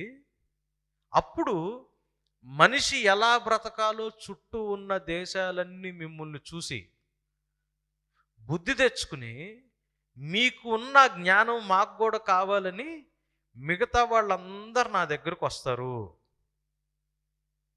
అందరూ యెరూషలేము, షాలేము అంటే సమాధానము సమృద్ధి కలిగిన స్థలము. యెరూషలేముకి వచ్చి మీకు ఈ జ్ఞానం ఇచ్చిన ఆయన ఎవరు, మీ రాజు ఎవరు, మాకు కూడా జ్ఞానం వస్తే మా దేశాలు కూడా అన్ని బాగుపడతాయి కదా అని ప్రతి మోకాలు వంగి ప్రతి నాలుక మీ రాజైన నన్ను ప్రభువుగా ఒప్పుకుంటాయి అని దేవుడు వాళ్ళ చేతిలో మన బైబిల్లో ఉన్న 66 పుస్తకాల్లో ఫస్ట్ 5 బుక్స్ తీసుకొచ్చి వాళ్ళ చేతుల్లో పెట్టాడు. సో ఇజ్రాయిలీల్ని దేవుడు ఒక ప్రత్యేకమైన ఉద్దేశంతో తీసుకొచ్చాడు. ప్రత్యేకమైన ఉద్దేశంతో తీసుకొచ్చి ఈ 5 పుస్తకాలు తీసుకొచ్చి పెట్టాడు. వీళ్ళకేంటి, ఈయన ఉద్దేశాన్ని పక్కకు పోయింది. ఈయన ఉద్దేశాలు పక్కకు పోయి అరే దేవుడికి మనమే స్పెషల్ రా అన్న ఫీలింగ్ వచ్చింది. వీళ్ళ ఉద్దేశాలు, దేవుడి ఉద్దేశం పక్కకు పోయింది. అరే దేవుడు మనల్ని స్పెషల్గా పెట్టుకున్నాడు అంటే మనలో ఏదో స్పెషాలిటీ ఉందరా అని వీళ్ళు గొప్పళ్ళు అయిపోయి వీళ్ళు ఏం చేశాడు తెలుసా? దేవుడు మీరు నా మాట వింటే మీకు ఏది కావాలో అది నేను చూసుకుంటానని చెప్పాడు. అని వీళ్ళకి ఏది కావాలో అన్నీ తీసుకొచ్చి పెడుతున్నాడు దేవుడు, అన్నీ తీసుకొచ్చి పెడుతున్నాడు. వాళ్ళకి ఆ ధర్మశాస్త్రంలో ఉన్నట్లు బ్రతకండ్రా అని చెప్పి వాళ్ళకి ఇచ్చాడు. వీళ్ళు ఏం చేశారు? ఆ బైబిల్లో ఆ ధర్మశాస్త్రంలో ఏముంది, దాంట్లో సారం ఏంటి, దాంట్లో నుంచి దేవుడు ఏమి చెప్పాలని ప్రయత్నం చేస్తున్నాడో దాన్ని తెలుసుకోకుండా ఒక్కసారి బానిసత్వంలోంచి ఫ్రీడమ్ వచ్చిందిగా, దీన్ని ఎంజాయ్ చేయడం మొదలుపెట్టారు. దేవుడిచ్చింది తినటం మొదలుపెట్టారు. కడుపు నిండిన తర్వాత నిద్రపోవడం మొదలుపెట్టారు. ఎక్కువైతే ఉన్నదంతా వ్యాపారం చేయడం మొదలుపెట్టారు. మన సైడు బిజినెస్ చేసేవాళ్ళు ఎక్కువ వైశ్యాస్ ఉంటారు, అంతేనా? ఇండియాలో బనియాస్ అంటారు. ఇప్పుడు అమిత్ షా వీళ్ళందరినీ బనియాస్ అంటారు. ఎవరు? అంబానీ, అదానీ వీళ్ళందరూ బనియాస్ అంటారు. మన ఊర్లో వైశ్యాస్ ఎట్లను, నేషనల్ లెవెల్లో బనియాస్ ఎట్లను, ఇంటర్నేషనల్ లెవెల్లో యూదులు అట్ట తయారయ్యారు. దేవుడిచ్చిన పనిని పక్కన పడేశారు, దేవుడిచ్చిన గ్రంథాన్ని ధ్యానించడం పక్కన పడేశారు, దాంట్లో ఉన్న సారాన్ని అర్థం చేసుకోవడం పక్కన పడేశారు. దేవుడిచ్చిందంత తింటున్నారు, కడుపు నింపుకుంటున్నారు, వాళ్ళు ఎంజాయ్ చేస్తున్నారు. ఎక్కువైందంతా వ్యాపారం చేసి మొదలుపెట్టి ఎవడికి వాడు కోటలు కట్టుకుంటున్నారు, ఎవడికి వాడు గొప్పోళ్ళు అయిపోతున్నారే కానీ దేవుడు ఏ ఉద్దేశంతో వీళ్ళందరినీ ప్రత్యేకపరిచాడో దాన్ని మాత్రం వాళ్ళు చేయడం మానేశారు. అప్పుడు ప్రవక్తలు వచ్చారు. ప్రవక్తలు వచ్చి, అరే మీరు తప్పు చేస్తున్నారు. వీళ్ళు ఏమనుకున్నారు, ధర్మశాస్త్రంలో బలీమని ఉంది, ఇచ్చేస్తే పోలా. ధర్మశాస్త్రంలో కానుకలు ఏమని ఉంది, వేసేస్తే పోలా. ధర్మశాస్త్రంలో VBS ఒక సంవత్సరానికి 10 రోజులు ఉండమని ఉంది, ఉంటే పోలా. ఆదివారం 2 గంటలు చర్చికి వెళ్తే పోలా. ఏదన్నా బాగా జరిగితే కృతజ్ఞత కానుకేస్తే పోలా. అయిపోయిందిగా. దేవుడికి ఏదో మనం చేసేసినట్టు ఆయన మనకు చేస్తున్నాడు కాబట్టి మనం దేవుడికి ఏదో చేసేస్తే అయిపోద్దని దేవుడు ఏమి చెప్తున్నాడో అది మైండ్లో పెట్టుకోకుండా వాళ్ళు క్రియలు చేయడం మొదలుపెట్టారు. క్రియలు చేస్తే దేవుడు మమ్మల్ని అంగీకరిస్తారేమని. ప్రవక్తలు వచ్చేమన్నారంటే, అరే మీ బలార్పణలు ఆయనకి ఎందుకురా, మీరేమిస్తారు ఆయనకి? మీకు అప్పచెప్పిన పని మిస్ అయిపోతున్నారు. మిమ్మల్ని ఏ ఉద్దేశంతో స్పెషల్గా తీసుకొచ్చి పెట్టారో ఆ పని మిస్ అయిపోతున్నారు.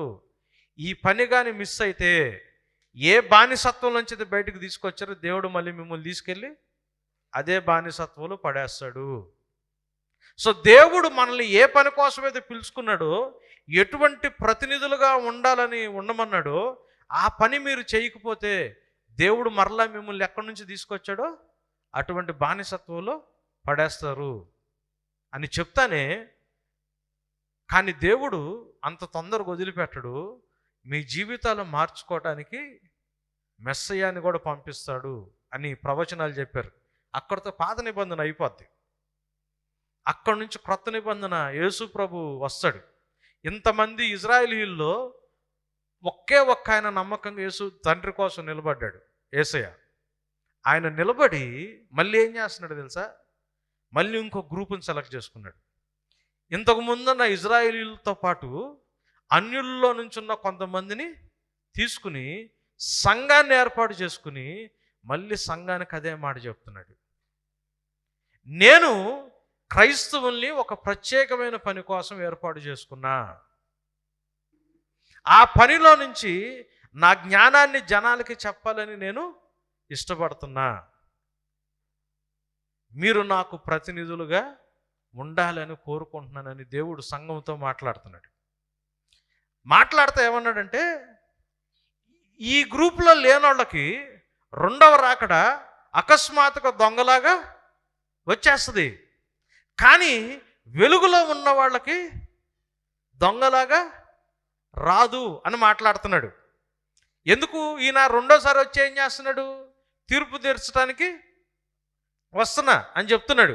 చెప్తా, దేవుడు దొంగలాగా రావడానికి మీరు చీకటి సంబంధులు కారు కదా, మీరు వెలుగు సంబంధులు కదా అని అంటా ఉన్నాడు. అక్కడ మొదలు పెట్టాం. వెలుగు సంబంధులు అంటే ఏంటో చూడటానికి ప్రయత్నం చేద్దాం. సో మనకి బైబిల్ ఎక్కడ పరిచయం అయిందయ్యా అంటే, దేవుణ్ణి పక్కన పెట్టి మనుషులు చేసిన పనులు, దేవుని ప్రతినిధులుగా మనుషులు ఉండకుండా ఎవడు స్వార్థం కోసం, ఎవడు లాభం కోసం వాళ్ళు బ్రతుకుతున్న పనులు. సో బైబిల్ చివరికి వచ్చేటప్పటికి ఈ 66 పుస్తకాల్లో ఉన్న సారాంశాన్ని యోహాను భక్తుడు చాలా సింపుల్గా చిన్నపిల్లలకు కూడా అర్థమయ్యే విధంగా చెప్పడం మొదలు పెడతాడు. యోహాను పత్రిక, మొదటి పత్రిక, యోహాను రాసిన మొదటి పత్రిక మొదటి అధ్యాయంలోకి వెళ్దాం. యోహాను రాసిన మొదటి పత్రిక మొదటి అధ్యాయం 5వ వచనం నుంచి చదువుదాం. చాలా జాగ్రత్తగా వినండి. ఇది ఎవరు రాస్తున్నారు? అపోస్తులుడైన యోహాన్. ఈ 12 మంది శిష్యుల్లో యోహాన్ చాలా చిన్నోడు, టీన్స్లో ఉన్నాడు యేసుప్రభు ఉన్నప్పుడు.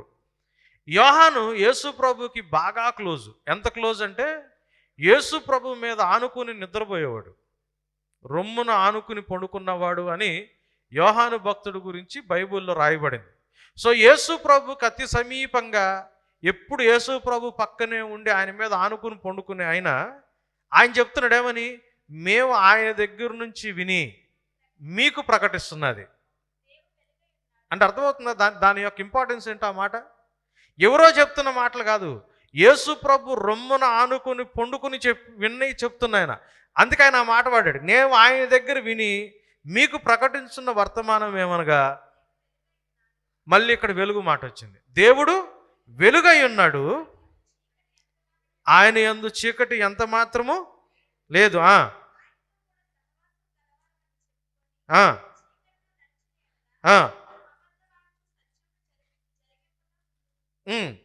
అయితే ఆయన వెలుగులో ఉన్న ప్రకారము మనం కూడా వెలుగులో నడిస్తే మనలో ఒకటి కనిపిస్తుందంట. ఏం కనిపిస్తుంది? మనం ఆయన వెలుగులో ఉన్నాడు, ఒకవేళ మనం కూడా వెలుగులో ఉంటే, వెలుగులో నడిస్తే మనలో ఏం కనిపిస్తుంది? మన మధ్యలో అన్యోన్య సహవాసం అంటే, అన్యోన్య సహవాసం అంటే అందరము ఒక కుటుంబంగా చాలా క్లోజ్గా కలిసి జీవించడం మొదలు పెడతాం. దాని తర్వాత ఇంకొక మాట ఉంది, అప్పుడు. ఆగండి, మనం ఫాస్ట్గా చదవద్దు. ఆయనతో పాటు వెలుగులో నడిస్తే మనలో కనిపించేది ఏంటి? మనలో ప్రేమానురాగాలతో సంబంధం వస్తుంది. మన మధ్యలో ఎప్పుడైతే ప్రేమానురాగాలతో సంబంధం ఏర్పడుతుందో అప్పుడు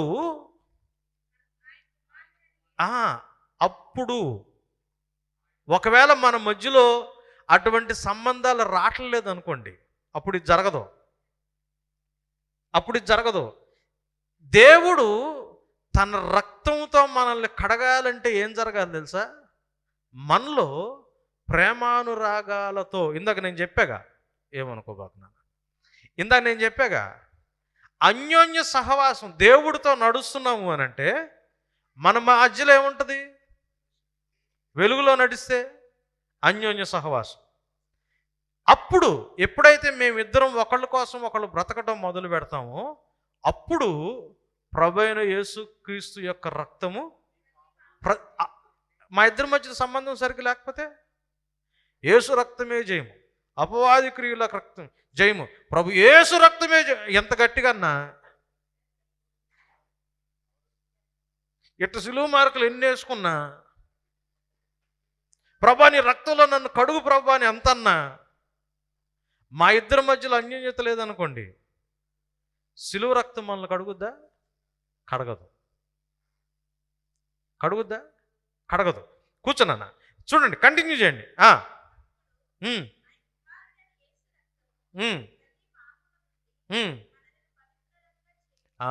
ఇప్పుడు రెండో అధ్యాయంలోకి వెళ్దాం. రెండో అధ్యాయంలోకి వెళ్ళి 7వ వచనం నుంచి చదువుదాం.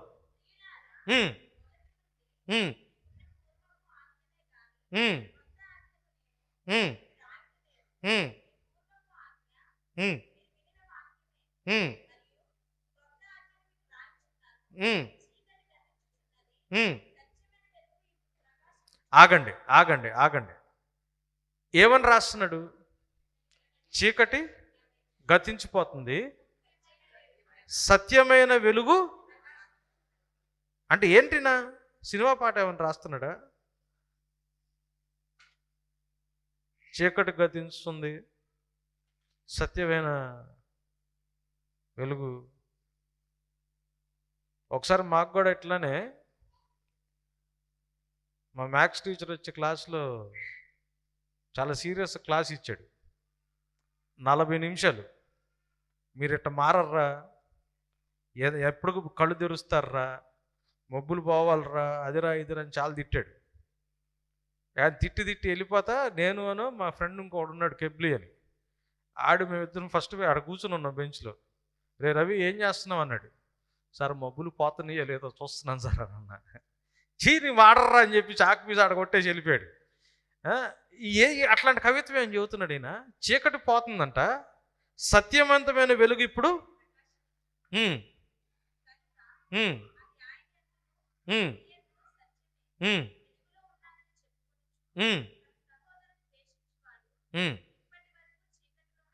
ఆగండి.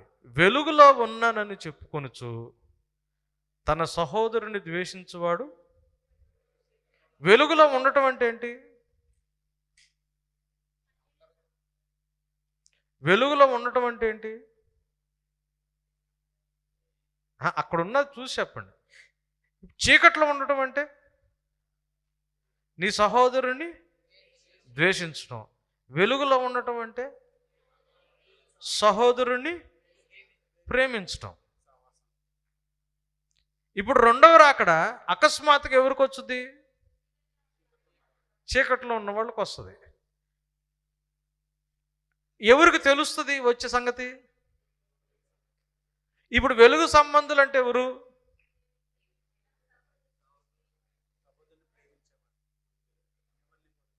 అంతే కదా, అంతేనా? తన సహోదరుని ప్రేమించేవాడు వెలుగు సంబంధి. వెలుగులో ఉన్నానని చెప్పుకుంటా తన సహోదరుని ద్వేషించువాడు ఇప్పటికీ చీకట్లో ఉన్నాడు, కానీ వాడు ఎంత మాత్రం వెలుగులో లేడు అని చెప్తున్నాడు. రెండవ రాకడికి ప్రిపరేషన్ ఎట్లా చేస్తారనుకుంటున్నారు? రెండో రాకడికి సిద్ధపడాలంటే ఎట్లా సిద్ధపడాలా? ఎట్లా సిద్ధపడాలా? వెలుగులో ఉండి సిద్ధపడాలి. వెలుగులో ఉంటే మనకు అర్థమైపోద్ది రెండో రాకడ ఎప్పుడు వచ్చింది, మనం దాంట్లో నుంచి మనం ఎట్లా జాగ్రత్త పడి ప్రభువు ముందు ఎటువంటి తప్పు చేయని వాళ్ళుగా నిలబడొచ్చని. దానికి ఎట్లా సిద్ధపడాలా? వెలుగులో నడవటం నేర్చుకోవాలా. బైబిల్ ఎక్కడ స్టార్ట్ అయింది? దేవుణ్ణితో సంబంధం లేదని చెప్పి మనిషి పక్కన మనిషిని, సొంత తమ్ముడిని చంపటంతో మొదలైంది. అంతేనా? అక్కడ మొదలైంది. బైబిల్ చివరికి వచ్చేటప్పుడు దేని గురించి మాట్లాడుతున్నాడు? దేవుడు ఏమంటాడు తెలుసా? నన్ను ప్రేమిస్తా, నీ పక్కనోడిని ప్రేమిస్తే నువ్వు నాకు సంబంధించినోడు అంటున్నాడు. నాకు ఎందుకు ఈ మాటలు చెప్తున్నానంటే, ఆనంద్ గారితో చాలా తక్కువ టైంలో పరిచయం ఏర్పడింది. ఆనంద్ గారు తన దర్శనం, మినిస్ట్రీ వెనకాల ఉన్న దర్శనం గురించి మాట్లాడుతూ ఉన్నప్పుడు దాని గురించి ఆలోచిస్తూ ఉన్నా ఇందాక. అందుకే దీని గురించి మాట్లాడుతూ ఉన్నా. ఆ పాయింట్ దగ్గరకు వస్తున్నా. ఈ మినిస్ట్రీ వెనకాల ఉన్న దర్శనం దగ్గరకు వస్తున్నా. వెలుగులో ఉండటం అంటే నీ తోటివాడిని ప్రేమించడం. సో బైబిల్ మనకేమి నేర్పిస్తుంది తెలుసా? 66 పుస్తకాలు ఏమి నేర్పిస్తుంది తెలుసా? నీ తండ్రి ఎవరో గుర్తించాలా, నీ దేవుడు ఎవరో గుర్తించాలా, నీ సహోదరుడు ఎవరో గుర్తించాలా, నీ దేవుడిని నువ్వు ప్రేమించాలా, నీ సహోదరుని. చాలా సింపుల్. దేవుడు అంటే భాష మార్చేసి ఆ ప్రైజ్ ద లార్డ్ బ్రదర్ అని కొంచెం మనం తెల్ల బట్టలే వేసుకుని కొంచెం పద్ధతిగా అట్లా భక్తి చేయాల్సిన అవసరం లేదు. మనం ఏదో చాలా పవిత్రులుగా ఒకలాంటి ఫీలింగ్ ఇచ్చేస్తా, ఏంటో ఒకలాంటి ఆత్మీయతలకు ఎప్పుడు దేవుడితో నేను డైరెక్ట్ కనెక్షన్లో ఉంటానండి అన్నట్టు అటువంటి ఒక తప్పుడు భక్తిభావం క్రైస్తవత్వాలు అవసరం లేదు. అవసరం లేదు. దేవుడు మనల్ని కోరుకుంటుంది ఏంటి అని అంటే, నీ పక్కవాడితో నువ్వు ఎట్లా డీల్ చేయాలో నీకు తెలియాలా, నీ పక్కన వాడిని నువ్వు ప్రేమించడం నేర్చుకోవాలా. యేసు ప్రభు ఏమి నేర్పించాడు?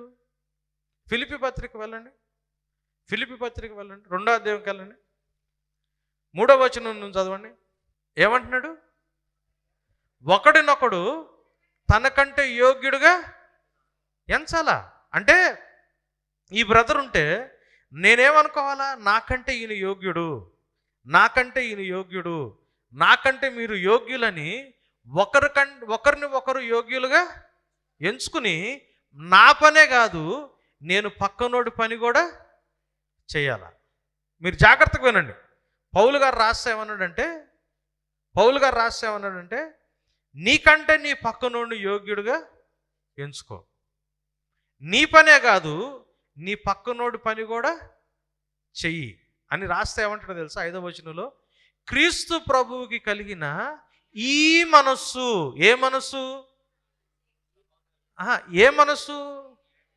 ఆ ముందు చెప్పాడుగా, తనకంటే పక్కనోడు యోగ్యుడుగా ఎంచుకునే మనసు, తన పనే కాదు పక్కనోడి పని కూడా చేసి పెట్టాలనే మనసు. యేసు ప్రభు మనసు ఏంటి? దేవుని స్వారూప్యం ఏంటి?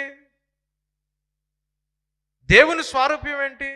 నాకంటే నా పక్కనోడు యోగ్యుడుగా ఎంచుకోవడం, నా పనే కాదు నా పక్కనోడి పని కూడా చేయడం. క్రీస్తు ప్రభువుకున్న ఈ మనస్సు మీరు కూడా కలిగి ఉండండి. ఆయన దేవుడితో సమానంగా ఉండటం గొప్ప భాగ్యం అని ఎంచుకోవాలా. దాని కంటిన్యూషన్ అయితే రాస్తాడు. ఆయన దేవుడై ఉండి దేవుడితో సమానంగా ఉండటం భాగ్యంగా ఎంచుకోకుండా మనుషుని స్వరూపంలోకి వచ్చి దాసుడులాగా మారి చచ్చిపోవడానికి కూడా విధేయత చూపించాడంట. అది యేసు ప్రభు మనసు. అంటే దేవుడు పొజిషన్లో ఉన్నాడు. ఆయన తండ్రితో సమానంగా ఉన్నాడు. ఈ మాట కొంచెం జాగ్రత్తగా వినండి. తండ్రితో సమానంగా ఉన్నాడు, మన లెవెల్కి దిగొచ్చాడు. యేసు ప్రభు శరీరంలోకి నరావతారిగా వచ్చాడు. ఆయన చనిపోయాడు, మళ్ళీ తిరిగి లెగ్సాడు. మళ్ళీ ఆయనకేముంది? శరీరం ఉందా లేదా? శరీరం ఉందా లేదా? తోమ ముట్టుకో అన్నాడు లేదా? శరీరం ఉందా? ఆయన అట్లానే పైకి వెళ్ళాడా? అంతే పైకి వెళ్ళాడా? మళ్ళీ అంతే కిందకు వస్తాడా? ఏమన్నారు దేవదూతలు? ఆయన ఎలా వెళ్తున్నాడో మీరు ఒకటి గమనించారా? ఆయన శాశ్వతంగా మనలో ఒకడిగా ఉండిపోతాడు. తెలుసా సంగతి? ఆయన దేవుడు. నాన్న ఎందుకు నవ్వు వస్తుంది? శాశ్వతంగా ఉన్నాడంటే నవ్వు వచ్చేసిందా? ఆయన దేవుడు.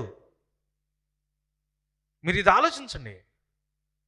ఇది అర్థం కావట్లేదు అని అంటే ఇంక దేవుడిని వెంబడించడం అనవసరం. ఆయన దేవుడితో సమానంగా ఉండటం గొప్ప భాగ్యం అని ఎంచుకోకుండా నువ్వు నేను ఏ స్వరూపంలో ఏ శరీరంలో ఉంటావో ఆ శరీరంలోకి దిగొచ్చాడు. మన కోసం ప్రాణం పెట్టాడు. చనిపోయినైనా మళ్ళీ మనలాగానే తిరిగి లెగిశాడు. ఇలానే పైకి వెళ్ళాడు, ఇలానే దిగొస్తాడు. శాశ్వత కాలం ఇలానే మనతో ఉండిపోతాడు. యేసు ప్రభు ఏదో కొంతసేపు అవతారం లాగా రాల భూమి మీదకి. ఆయన అవతార పురుషుడు కాదు. అవతారం ఎత్తితే, ఇప్పుడు సపోజ్ విష్ణుమూర్తి ఉన్నాడు అనుకోండి, అవతారం ఎత్తితే, రాముడు అవతారం ఎత్తితే ఆయన పని చేసుకుని మళ్ళీ చాలించుకుని మళ్ళీ విష్ణువు అయిపోయాడు. కానీ యేసు ప్రభు అవతారం కాదు. యేసు ప్రభుది శాశ్వత కాలం మీరు నేను పోల్చుకోవడానికి మనలో ఒకడిగా ఉండిపోయాడు. ఆయన అంత పొజిషన్ని మన కోసం త్యాగం చేయడం. మీకు అర్థమవుతుంది అన్నమాట? శాశ్వత కాలం మీరు నేను పోల్చుకోవడానికి దేవుడు మనలో ఒకడిగా అయిపోయాడు. ఎప్పుడన్నా దీని గురించి ఆలోచించరా? శాశ్వత కాలం ఆయన నువ్వు నేను పోల్చుకునేటట్టు మనలో ఒకడుగా, మనల్లో జ్యేష్ఠుడుగా, మనకి పెద్దన్నగా మనలో ఒకడుగా ఉండిపోతాడు. ఆయన పర్మనెంట్గా మనతో ఉండిపోవడానికి వస్తున్నాడు ఆయన. ఇది సీరియస్. యోహాను 3:16 ఎంతమందికి వచ్చు? కొంచెం అటు ఇటుగా కరెక్ట్ పదాలు కాకపోయినా ఎంతమందికి వచ్చు? ఇప్పుడు నేను అడగను, అందుకే చేయెత్తిన ప్రాబ్లం లేదు. నేను ఎవరు లేపి చెప్పను అన్నాను. ఓకే, మొదటి యోహాను 3:16 ఎంతమందికి వచ్చు? మొదటి యోహాను 3:16 ఎంతమందికి వచ్చు? మనకు అది రాదు జనరల్గా. ఎందుకు తెలుసా? యోహాను 3:16లో దేవుడు మనకి ఇచ్చాడు కాబట్టి అది గుర్తుపెట్టుకున్నాం. మొదటి యోహాను 3:16లో మనం ఇయ్యాలా కాబట్టి మనం దాన్ని అసలు మనం బైహార్ట్ చేయం. దీన్ని బట్టి ప్రేమ అంటే ఏంటో మనకు తెలుస్తుంది. దేన్ని బట్టి? యేసు ప్రభు నా కోసం సిలువ మీద చచ్చిపోయాడు కాబట్టి మనం కూడా మన సహోదరుల కొరకు ప్రాణము పెడితే మంచిదన్నాడా? చూడండి ఏముంది దాంట్లో. మనం కూడా మన సహోదరుల కొరకు ప్రాణము పెట్ట బద్దులు అంటే అర్థం ఏంటి? Compulsory. We must lay down our lives అని ఉంటుంది ఇంగ్లీష్లో. కింగ్ జేమ్స్లోకి వెళ్తే we ought to lay down our lives అని ఉంటుంది. దేవుడు మన కోసం ప్రాణం పెట్టాడు. దేవుడు మన కోసం ప్రాణం పెట్టాడు. మనము మన సహోదరుల కొరకు కంపల్సరీగా ప్రాణము పెట్ట బద్దులమై ఉన్నాము. దానికి ఎటువంటి ఎక్స్క్యూజ్ లేదు. నువ్వు నీ సహోదరుడు కోసం ప్రాణము పెట్టాల్సిందే. యేసు ప్రభునంట చాలామంది వెంబడిస్తున్నారంట. లూకాసు వార్త 14 తర్వాత చదవండి. చాలామంది వెంబడిస్తున్నారంట. వెంబడించగానే ఏషియాలోని అతిపెద్ద సంఘం 2 లక్షల మంది వస్తారు మా సంఘానికి అని బోర్డు పెట్టుకోవాలి ఏసయ్య. యేసు ప్రభు మనం అంతే చేస్తాం కదా పాస్టర్లు. చాలామంది వస్తున్నారు, మాది నిడదవోలులోని అతిపెద్ద సంఘం అని బోర్డు పెట్టేస్తాం. యేసు ప్రభు బోర్డు పెట్టలా. చాలామంది ఆయన వెంబడిస్తుంటే వెనక్కి తిరిగి చూసి ఏమన్నాడంటే, అరే నన్ను వెంబడించాలంటే మీ తల్లిదండ్రుల్ని, నీ భార్యని, నీ పిల్లల్ని, మీ అన్నదమ్ముల్ని, అక్క చెల్లెల్ని, చివరికి నిన్ను నువ్వు ద్వేషించుకోకపోతే,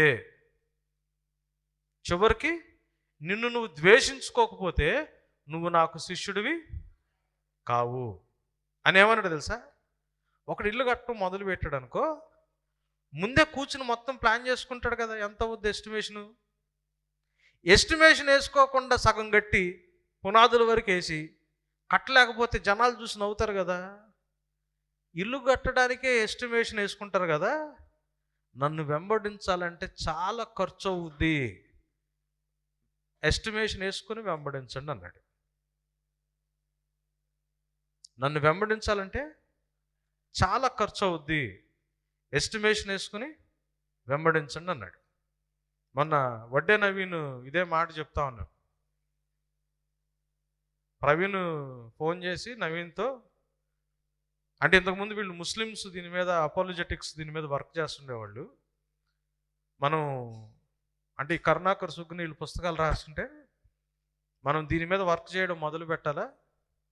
మనం ఆర్ఎస్ఎస్కి వీటికి వ్యతిరేకంగా వెళ్తాం, ఏవైనా అయిపోవచ్చు. నువ్వు నాతో పాటు రావాలంటే ఒకసారి నీ వైఫ్కి కూడా చెప్పేసాయి, మనం ఈ జర్నీ మొదలు పెట్టిన తర్వాత ఏవైనా అయిపోవచ్చు, నువ్వు సిద్ధంగా ఉంటే వచ్చేయని చెప్పాడంట. మనకి షాక్ కానీ గబాలు ఏంది ఇట్లా అయిందని. వాళ్ళు ఇది మొదటి రోజు మొదలు పెట్టేటప్పుడే కూర్చుని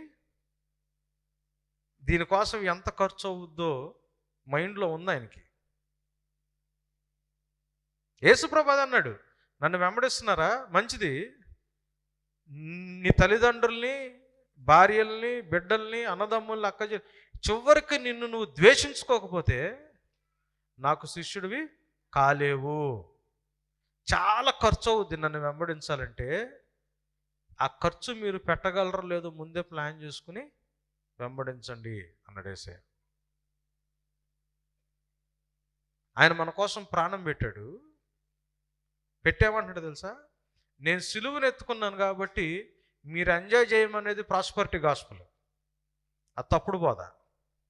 నేను సిలువను ఎత్తుకున్నాను, మీరు కూడా సిలువను ఎత్తుకుని మిమ్మల్ని మీరు ఉపేక్షించుకుని నన్ను వెంబడించండి అని అన్నాడు ఆయన.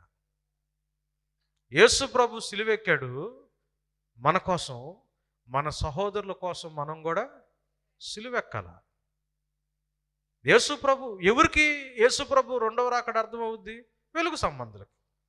వెలుగు సంబంధి ఎవరు? తన సహోదరుని ప్రేమించేవాడు. సహోదరుని ఎలా ప్రేమించాలా? మనకెవరు దానికి కొలమాను? యేసయ్య. సహోదరుని ఎట్లా ప్రేమించాలా? దానికి ఎవరు మనకు కొలమాను? యేసయ్య. సో మన సహోదరుణ్ణి మనం ఎప్పుడైతే ప్రేమించటానికి వాడి కోసం ప్రాణం పెట్టడానికి ఇష్టపడతామో అప్పుడు మనం ఎవరు సంబంధం అవుతాం? వెలుగు సంబంధం అవుతాం. రక్షణ ఎట్లా వస్తుంది? రక్షణ రక్షణ యేసు ప్రభుని హృదయంలోకి ఆహ్వానిస్తే వచ్చుదా? కాదు కాదు కాదు కాదు. రక్షణ ఎలా వస్తుంది? యేసు ప్రభుని మన హృదయంలోకి ఆహ్వానిస్తే వచ్చుదా? బైబిల్లో దానికి సంబంధించి ఎక్కడ ఉందా? ఎక్కడ లేదు. లవోదికయ సంఘంతో మాట్లాడాడు, అది అన్యులతో మాట్లాడింది కాదు. లవోదికయ సంఘం వాళ్ళు యేసు ప్రభుని బయట పెట్టి వాళ్ళందరూ లోపల కూర్చుంటే ఆయన తలుపు కొడతా సంఘానికి, అరే బాబు నన్ను ఎవడన్నా తీయంటారు, నేను వస్తాను లోపలికని అడిగాడు. సో హృదయం తలుపు కొట్టేది సంఘంతో మాట్లాడిన మాట, రక్షణ లేని వాళ్ళతో మాట్లాడిన మాట కాదు. యేసు ప్రభుని సొంత రక్షకుడిగా అంగీకరిస్తే రక్షణ వచ్చుదా? నేను క్వశ్చన్లు అడుగుతుంటే ఇప్పుడు మళ్ళీ అంటే కొంచెం అర్థమయ్యి అర్థం కానట్టు. యేసు ప్రభువుని సొంత రక్షకుడిగా అంగీకరిస్తే రక్షణ వచ్చుదా? అసలు దానికి సంబంధించిన వాక్యం 66 గ్రంథాల్లో ఎక్కడా లేదు. సొంత రక్షకుడు, పర్సనల్ సేవియర్ అని అసలు బైబిల్ అక్కడ కనిపిస్తుందా? ఎక్కడ కనిపిస్తుందా? ఎక్కడ కనిపించదు. యేసు ప్రభుని సొంత రక్షకుడిగా అంగీకరించడం అన్నది అసలు బైబిల్లోనే లేదు. యేసు ప్రభుని నమ్ముకుంటే రక్షణ వచ్చుదా? యేసు ప్రభు దేవుడని నమ్మితే రక్షణ వచ్చుదా? యాకోబు ఏమని రాశాడు తెలుసా? నువ్వేంద్ర బాబు నమ్మే దయ్యాలు కూడా నమ్మి ఆయన సన్నిధిలో వణుకుతున్నాయి. నమ్మితే రక్షణ రాదు. యేసు ప్రభుని నమ్మితే రక్షణ రాదు. యేసు ప్రభుని హృదయంలోకి ఆహ్వానించడం బైబిల్లో లేదు. యేసు ప్రభుని సొంత రక్షకుడిగా అంగీకరించడం కూడా బైబిల్లో లేదు. మరి రక్షణ ఎట్లా వచ్చింది?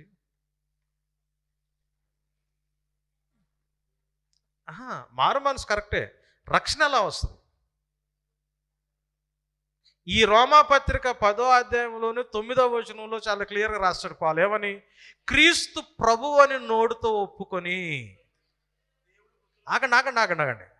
ఇక్కడే ఉంది ట్రిక్ అంతా. క్రీస్తు ప్రభువు అని నోటితో ఒప్పుకోవడం అంటే అర్థం ఏంటి?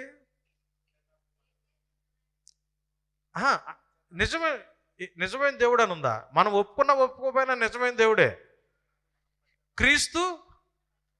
కాదు నాన్న, మనం వాక్యంలో ఉన్న మాటలే పెట్టుకుందాం. మనకేమైపోతున్నాయి అంటే మన ట్రెడిషన్లో చాలా మాటలు వచ్చేస్తాయి, అవి బైబిల్లో ఉండవు. ఇందాక నేను చెప్పాగా, యేసు ప్రభుని సొంత రక్షకుడిగా అంగీకరించడం బైబిల్లో ఉండదు. యేసు ప్రభుని హృదయంలోకి ఆహ్వానించడం బైబిల్లో ఉండదు. ఉండదు. మనకు చిన్నప్పటి నుంచి కొన్ని చెబుతారు, మనం దేవుడు పని చేస్తే దేవుడు మన పని చేస్తాడని. అట్లాంటి బైబిల్లో ఉండవు. మనం పాపులుగా ఉన్నప్పుడు మన కోసం ప్రాణం పెట్టినాడు, మనం పని చేస్తే ఆయన మనకు చేసేది ఏంది? ఈ బైబిల్లో ఉండవు. మనకి చర్చ్ ట్రెడిషన్లో కొన్ని మాటలు కొన్ని వచ్చేసినాయి, బైబిల్లో లేని కూడా. అవన్నీ మనం నిజం అనుకున్నాం.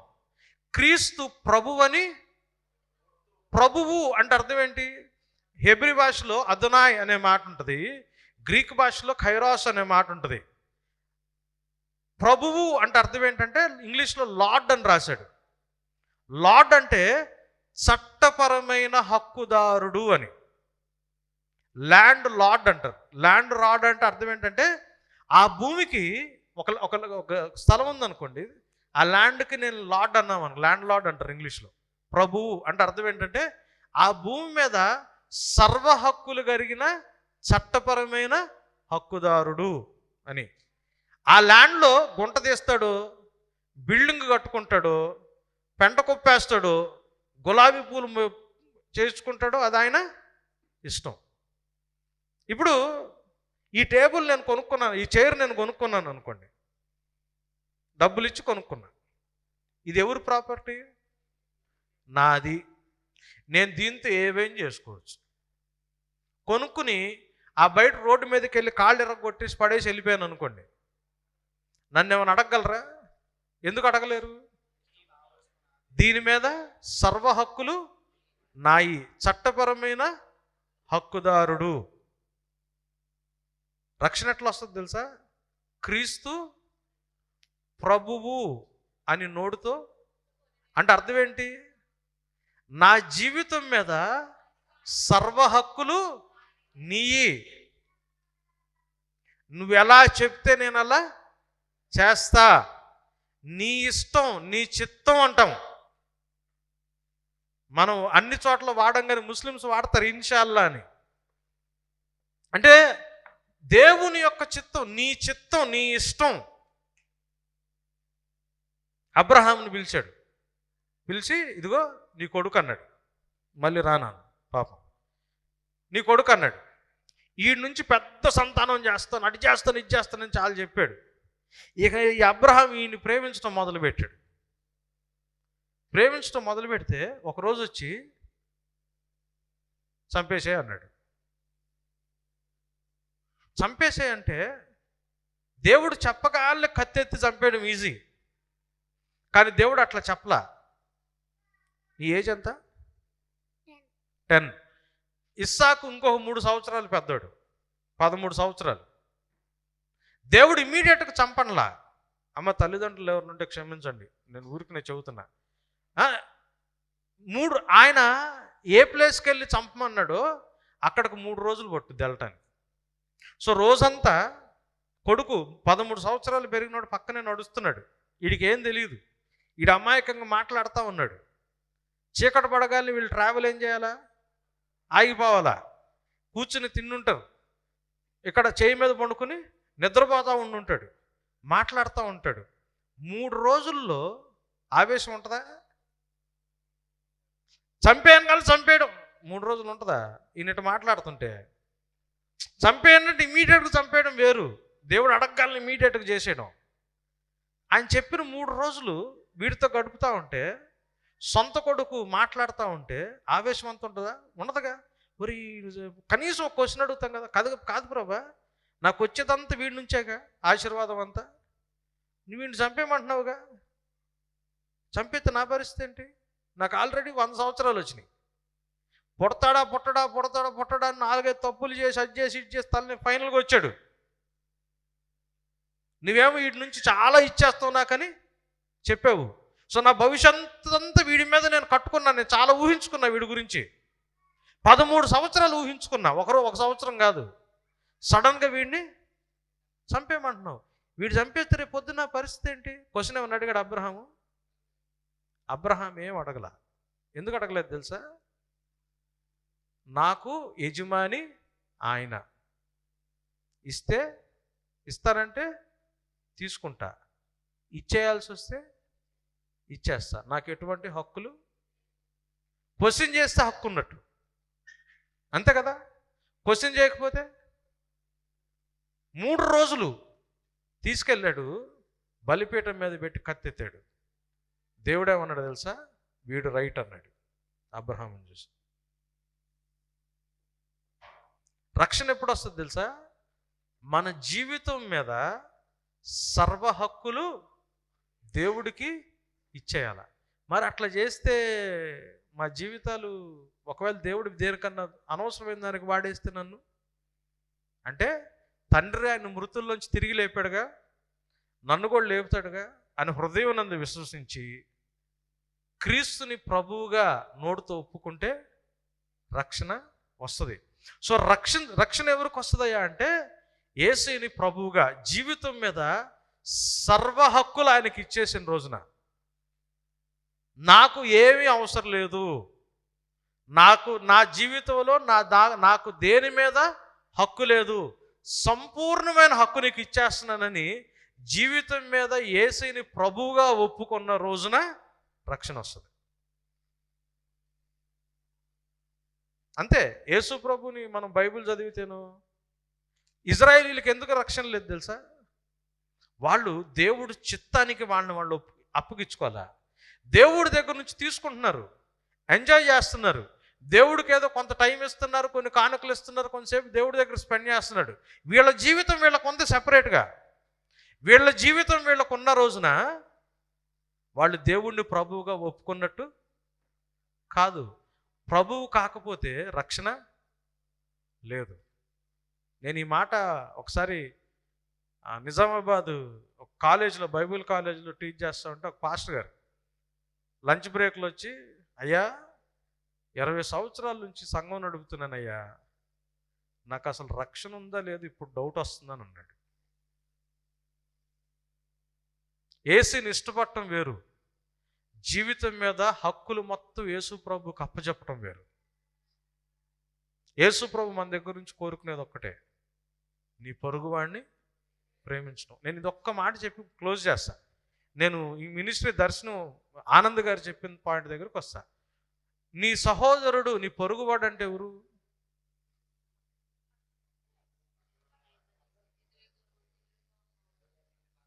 ఆసక్తి ఉంది, ఆసక్తి జ్ఞానానుసారంగా లేకపోతేనే ప్రాబ్లం. నీ పొరుగువాడు ఎవరు? యేసు ప్రభు నీదే క్వశ్చన్ వేసాడు ఒక ఆయన. యేసు ప్రభుని ఇదే క్వశ్చన్ వేసాడు ఒక ఆయన. మంచి సమరయుడు కథ దేంట్లో ఉంది? లూకా సువార్త 10వ అధ్యాయం. లూకా సువార్త 10వ అధ్యాయం. వెళ్ళండి అక్కడికి ఒకసారి. సద్దుకీయులు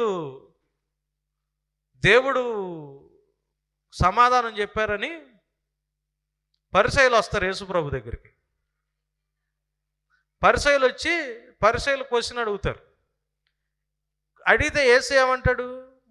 దేవుణ్ణి ప్రేమించాలా, నిన్ను వలె నీ పొరుగువాడిని ప్రేమించాలంటారు. అప్పుడు వాళ్ళు ఏం చేస్తారు? నా పొరుగువాడు ఎవరని యేసు ప్రభుని క్వశ్చన్ చేస్తాడు. క్వశ్చన్ చేసినప్పుడు యేసు ప్రభు ఎవరి గురించి మాట్లాడతాడు?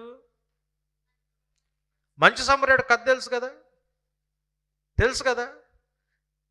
ఆ కథ అంతా చెప్పిన తర్వాత 36వ వచనం దగ్గరికి వద్దాం. ఎవరెవరు ఉన్నారు అక్కడ? దొంగ అక్కడ దొంగల చేత కొట్టబడిన చూసి ముందు ఎవరు చూసి వెళ్ళిపోయారు? యాజకుడు, తర్వాత లేవీయుడు, తర్వాత సమరయుడు. యాజకుడు చూసి ఏమైనా పట్టించుకున్నాడా? కష్టంలో ఉన్నవాడిని పట్టించుకోవాలా. లేవీయుడు చూసి పట్టించుకున్నాడా? పట్టించుకోవాలా. ఎవరు పట్టించుకున్నాడు? సమరయుడు పట్టించుకున్నాడు. ఆయన గాయాలకు కట్లు కట్టాడు, ఆయన కావాల్సిన ఆయనకి ఇప్పించాడు. ఇదంతా చెప్పిన తర్వాత 36వ వచనంలో యేసు ప్రభు ఒక క్వశ్చన్ అడుగుతాడు. ఎవరు మన పొరుగువారు? నీ పక్కనున్న నీ ఫ్రెండ్ని ప్రేమించడం కొంచెం అటు ఇటుగా కష్టంగా ఉన్నా కొంచెం తేలిగ్గా చేసేయచ్చు. ఎవరు మన పొరుగువారు? ఎవరు? ఆపదలో ఉన్నవాడు పొరుగువాడు. 1922లోనే వోక్స్ వ్యాగన్ కార్లు జర్మనీలో తయారు చేసేవాడు. తెలుసా సంగతి? జర్మనీలో 1922లోనే మోటార్ కార్స్ ఉండేవి. చాలా వెల్ డెవలప్డ్ సిటీస్ అయ్యి యూరోపియన్ కంట్రీస్ 1922కే మంచి మంచి బిల్డింగ్స్, కార్లు వేసుకుని తిరిగే అటువంటి ఏరియాల్లో నుంచి భారతదేశం అప్పుడు ఎట్లుండేది తెలుసా? ఎక్కడ చూస్తే అక్కడ కరువులు, మురికివాడలు, మాలపల్లిలు, మాదిగపల్లిలు. ఇక్కడ ఒక ముంత కట్టుకుని వెనకాల ఒక తాటాకు కట్టుకుని చండాలంగా, అంటే ఊర్లోకి రావడానికి లేకుండా వాళ్ళకొక బావి, మామూలు ఊర్లో వాళ్ళకు ఒక బావి, మాలోళ్ళకి మాదిగోళ్ళకి ఒక బావి. ఎవ్వరు పట్టించుకోలేని పరిస్థితుల్లో మనుషులు ఉన్నప్పుడు అట్లాంటి గొప్ప గొప్ప దేశాల్లో బ్రతికేవాడు వాడేం చేశాడు? నువ్వు నేను ఆపదలో ఉన్నావని మన తల్లిదండ్రుల గురించి ఆలోచించుకుని మిషనరీస్గా ఈ దేశానికి వచ్చారు. ఒక క్వశ్చను, ఈ 66 పుస్తకాలేగా మనం చదివేది, అంతేనా? ఇప్పుడు ఈ చదువుతా మంచి మంచి ఉద్యోగాల్లో సెటిల్ అవ్వాలా, మంచి మంచి జీవితాలు జీవించాలా, మన పిల్లలు బాగుండాలా, అమెరికా వెళ్ళాలా, ఇంగ్లాండ్ వెళ్ళాలా, ఆస్ట్రేలియా వెళ్ళాలని కళ్ళగానే క్రైస్తవులు. ఆస్ట్రేలియా దేశంలో ఇదే పుస్తకం చదువుతా ఒక కూతురు 2 కొడుకులు నేసుకుని వాళ్ళ జీవితం ఏమైపోద్దో కూడా ఆలోచించుకోకుండా మనం ఎప్పుడు ఊహించని ఒరిస్సాలో ఒక లెప్రసీ క్యాంపులో బ్రతుకుతున్న ఒక కుటుంబం. ఎప్పుడు వెళ్ళారు లెప్రసీ క్యాంప్కి? నేను నేను మదర్ తెరీసా వాళ్ళది మిషనరీస్ ఆఫ్ చారిటీది లెపరసీ క్యాంప్ చూడాలని నాకు చాలా కోరుకుండేది. నేను అప్పుడు రక్షణలోకి రాలా. చెప్పాక బండ్లు వేసుకుని ఊర్లు తిరుగుతూ ఉండేవాళ్ళం అని. బెంగళూరు, బాంబే, కలకట్టా ఇట్లా అన్ని లాంగ్ డిస్టెన్స్లు అనమాట. ర్యాలీస్కి వెళ్తూ ఉండేవాళ్ళం. కలకట్టా వెళ్ళినప్పుడు గంట కనీసం ఉండాలని ఒక టైం పెట్టుకున్నా. 10 నిమిషాలు కూడా ఉండలేకపోయా లోపల. ఆ వాసన వాళ్ళు చూస్తుంటే మనకు వామిటింగ్ వచ్చేస్తుంది. మా చర్చిని కూడా ఇదే మాట అడిగా. ఈ పుస్తకం చదువుతున్నాం, మనం జీవితం బాగుండాలని మనం ప్రార్థనలు చేసుకుంటున్నాం. ఇదే పుస్తకం ఆస్ట్రేలియా నుండి వాళ్ళు చదువుతున్నారు. అమ్మాయిని 2 పిల్లలు వేసుకుని వాళ్ళ జీవితం ఏమవుద్దో కూడా ఆలోచించుకోకుండా ఒరిస్సాలో వచ్చి బతికారు. వాళ్ళని చంపేసినా మళ్ళీ వాళ్ళ కూతురు అక్కడే పనిచేస్తున్నారు. మనకు అర్థమవుతుందా లేకపోతే వాళ్ళకి కరెక్ట్గా అర్థమవుతుందా? లేకపోతే ఇదే బుక్లో నుంచి మనకు ఒక మెసేజ్ ఇచ్చి వాళ్ళకు ఇంకొక మెసేజ్ ఇస్తాడు దేవుడు? ఇస్తాడా? మనకు ఒక మెసేజ్ ఇచ్చి ప్రవీణ్ లాంటి వాళ్ళకి ఇంకొక మెసేజ్ ఇస్తాడు దేవుడు? ఇది ఎవరికి కరెక్ట్గా అర్థమవుతుంది? ఇది ఎవరికి కరెక్ట్గా అర్థమవుతుంది? మనకు అర్థమవుతుంది, వాళ్ళకి అర్థమవుతుంది. ఎవరో ఒకళ్ళు తప్పై ఉండాలి దీంట్లో, అంతేగా? అవునా కదా? ఎవరో ఒకళ్ళు తప్పై ఉండాలి. ఎవరు తప్పు? ఆనంద్ గారు మిషనరీస్ని పంపించాలని నా మినిస్ట్రీ యొక్క గోల్ అని ఆయన చెప్తా ఉన్నప్పుడు నేను దీని గురించి ఆలోచిస్తా ఉన్నా. వెలుగు సంబంధులు తోటివారిని ప్రేమిస్తారు. తోటివారు ఎవరు? ఆపదలో ఉన్నవాడు. ఆపదలో ఉన్నవాళ్ళు ఎక్కడున్నారు? ఆపదలో ఉన్నవాళ్ళు ఎక్కడున్నారు? మన భారతదేశంలో ఏం చేస్తున్నాం మనం ఇక్కడ కూర్చుని? క్రీస్తుని ప్రభుగా ఒప్పుకుంటే రక్షణ. ఇప్పుడు నా జీవితం మీద సర్వ హక్కులు ఆయన అని నేను ఒప్పుకుంటే నేనేం చేయాలి? ఖచ్చితంగా సహోదరుని ప్రేమించాలి. నాకు సహోదరుడు ఎవరు? ఆపదలో ఉన్నవాళ్ళు. సో నేను ఎవరి కోసం బ్రతకాలా? ఒకవేళ నేను దానికోసం నేను ప్రిపేర్ అయ్యి బ్రతకట్లేదు అనుకోండి, నేను యేసుని ప్రభువుగా ఒప్పుకున్నట్ట అంటే అప్పుడు మనకు రక్షణ ఉన్నట్ట? లేదు. యేసుని ప్రభువుగా ఒప్పుకుంటే రక్షణ ఉంది. ప్రభువుగా ఒప్పుకుంటే సహోదరుడిని ప్రేమించడానికి సిద్ధపడతాం. సహోదరుడు మన దేశంలో ఆపదలో ఉన్నవాళ్ళు, వాళ్ళ కోసం సిద్ధపడి బ్రతుకుతాం. వాళ్ళ కోసం సిద్ధపడి బ్రతకట్లేదంటే క్రీస్తుని ప్రభువుగా ఒప్పుకోవట్లేదని. ఒప్పుకోకపోతే రక్షణ లేదని. ఈ రెండిట్లో ఏ కోవలో ఉన్నారు మనం? మనకు రక్షణ ఉందా లేదా? అది మనం డిసైడ్ చేసుకోవాలా. మనం డిసైడ్ చేసుకోవాలా. అసలు ఇప్పటికే దేవుడు గురించి నేర్చుకోవడానికే మనం అంత సీరియస్గా కూర్చోలేకపోతే ఇంకా దేవుడు గురించి నేర్చుకుని ఎక్కడెక్కడ అవసరతలు ఉన్నాయి, నన్ను ఎక్కడికి పంపుతావు ప్రభువా అని దేవుడు చూపించిన ఏరియాలకు వెళ్ళి వాళ్ళ కోసం బ్రతకడం ఎప్పుడుకొచ్చుద్ది? ఎప్పుడుకొస్తుంది? చాలా ఖర్చు అవుతుంది యేసు ప్రభుని వెంబడించాలంటే. చాలా ఖర్చు అవుద్ది. ఆ ఖర్చు పెడతానికి మనం ఇక్కడ లేవనుకోండి, మీరు 2 రకాలు నష్టపోతున్నారు. కనీసం ఈ టైం బయట ఎంజాయ్ చేస్తే రేపు పొద్దున ఆయన వచ్చిన తర్వాత తీర్పు ముందు నుంచి ఎటు ఇబ్బంది పడతాం.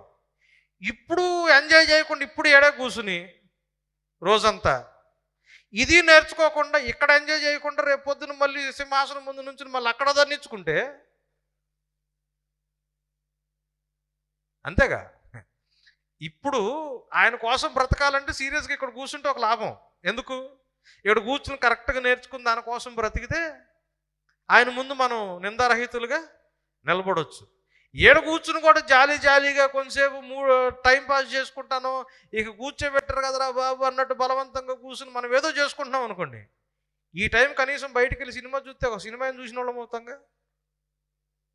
అంతే కదా గారు? నేను తప్పు చెబుతున్నానా? దీనికంటే బయటకు వెళ్ళి క్రికెట్ ఆడుకుంటూ కొద్దిసేపు ఆడుకున్నట్టేనే ఉంటుందిగా.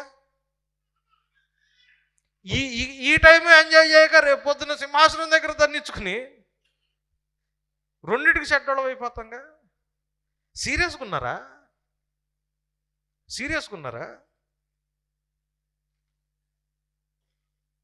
నాయకులే బయట సీరియస్గా లేరు. సీరియస్గా ఉన్న నాయకుల దగ్గర మీరున్నారు. దేవుడికి స్తోత్రం. నాయకులు లేరు బయట సీరియస్గా ఉన్న నాయకుల దగ్గర మనం ఉన్నందుకు స్తోత్రం. కాకపోతే ఉన్న సమయాన్ని ఎలా ఉపయోగించుకుంటున్నాం అన్నది చాలా ఇంపార్టెంట్. మీరు ఎంత ప్రిపేర్ అయ్యారో నాకు తెలియదు, కానీ ఇక్కడికి మమ్మల్ని పిలవడానికి 28 పేజీలు ప్రింటెడ్ పేపర్లు, 28 పేజీలు రాసిందైతే ఇంకెక్కువ వస్తాయి, ప్రింట్ వేరుగా ఉంటుంది. 28 పేజీల ప్రింటెడ్ పేపర్ పంపించారు ఆనంద్ గారు నాకు, కాన్సెప్ట్ గురించి. ఎట్లాంటి కాన్సెప్ట్ మీకు చెప్తే మీకు అర్థమవుతుందో అని ఆయన ప్రార్థన చేసుకుని 28 పేజీలు ప్రింటెడ్ పేపర్ పంపించాడంటే వెనకాల ఎన్ని రోజులు? మీరు ఎన్ని రోజులు? 5, 6, 7, 8, 9 5 రోజులు 28 పేజీలు ప్రింటెడ్ పేపర్ రెడీ చేయండి. ఎన్ని రోజులు పట్టుద్దో? తప్పుడు ప్రవక్తలు ఉన్నారు బయట, తప్పుడు నాయకులు ఉన్నారు బయట, దర్శనంతో నడిపించే వాళ్ళు చాలా తక్కువ మంది ఉన్నారు. ప్రభువుని వెంబడించాలా? ఖర్చు అవుద్ది. ప్రభువుని యేసుని ప్రభువుగా ఒప్పుకోవాలి, అప్పుడే రక్షణ ఉంటుంది. ఆయన్ని ప్రభువుగా ఒప్పుకుంటే ఆయన ఇచ్చే కమాండ్ ఒక్కటే, నేను నిన్ను ఎట్లా ప్రేమించానో నువ్వు నీ పొరుగువాడిని అట్లా ప్రేమించాలా, వాడి కోసం ప్రాణం పెట్టాలా. నీ పొరుగువాడు ఎవరు? ఆపదలో ఉన్నవాళ్ళు. ఒకవేళ మీరు తల్లిదండ్రులు అనుకోండి, పిల్లలకి ఏమి నేర్పియాలా? పొరుగువారు ఎవరో, వాళ్ళు ఏమి కోర్స్ చేస్తే రేపొద్దున మంచి ఉద్యోగం వచ్చుద్దో, ఎంత ప్యాకేజ్ వస్తే వాళ్ళు బాగా సెటిల్ అవుతారో చిన్నప్పటి నుంచి చెప్పడం కాదు మనం చేయాల్సింది. జర్మనీలో డేవిడ్ లివింగ్స్టన్ వాళ్ళ ఫాదరు డేవిడ్ లివింగ్స్టన్ని కాలు మీద కూర్చోబెట్టుకుని, నానా మెకానికల్ ఇంజనీరింగ్ ఎంత డెవలప్ అవుతుంది, ఎలక్ట్రికల్ ఇంజనీరింగ్ ఎంత డెవలప్ అవుతుంది, లేకపోతే మెడికల్ సైన్స్ ఎంత డెవలప్ అవుతుంది, నువ్వు శ్రీ చైతన్యలో చేసి ఎంసెట్లో ఫస్ట్ ర్యాంక్ వచ్చి నీట్లో ర్యాంక్ కొట్టి నువ్వు పెద్ద డాక్టర్ అయిపోతే, లేదా పెద్ద ఇంజనీర్ అయిపోతే, నువ్వు ఇంత పెద్ద సాఫ్ట్వేర్ అయిపోతే నీకు ఎంత ప్యాకేజ్ చెప్పలా. ఆయన కాలు మీద కూర్చోబెట్టుకుని ఆఫ్రికా ఖండంలో ప్రజలు ఎట్లా జీవిస్తున్నారు, వాళ్ళకి ఏం అవసరతలు ఉన్నాయి, చిన్నప్పటి నుంచి ఆఫ్రికా దేశంలో ఎంత భయంకరమైన పరిస్థితులు ఉన్నాయి, అక్కడికి దేవుడు సమాచారాన్ని మోసుకెళ్ళి అక్కడ అవసరతలో ఉన్నవాళ్ళు ఉన్నారు. చిన్నప్పటి నుంచి పిల్లలకి ఏమి నేర్పించాడు తెలుసా వాళ్ళ నాన్న? డేవిడ్ లివింగ్స్టన్ నాన్న, అక్కడ అవసరత ఉంది, అక్కడ నీ పొరుగువాడు ఉన్నాడు అని నేర్పించాడు. సిటీ స్టడ్ గురించి ఎంతమంది తెలుసు? కేంబ్రిడ్జ్ యూనివర్సిటీలో ఆయన cricket team captain. Ashes cricket series తెలుసా ఎవరికైనా? ఇంగ్లాండ్కి ఆస్ట్రేలియా జరుగుతుంది.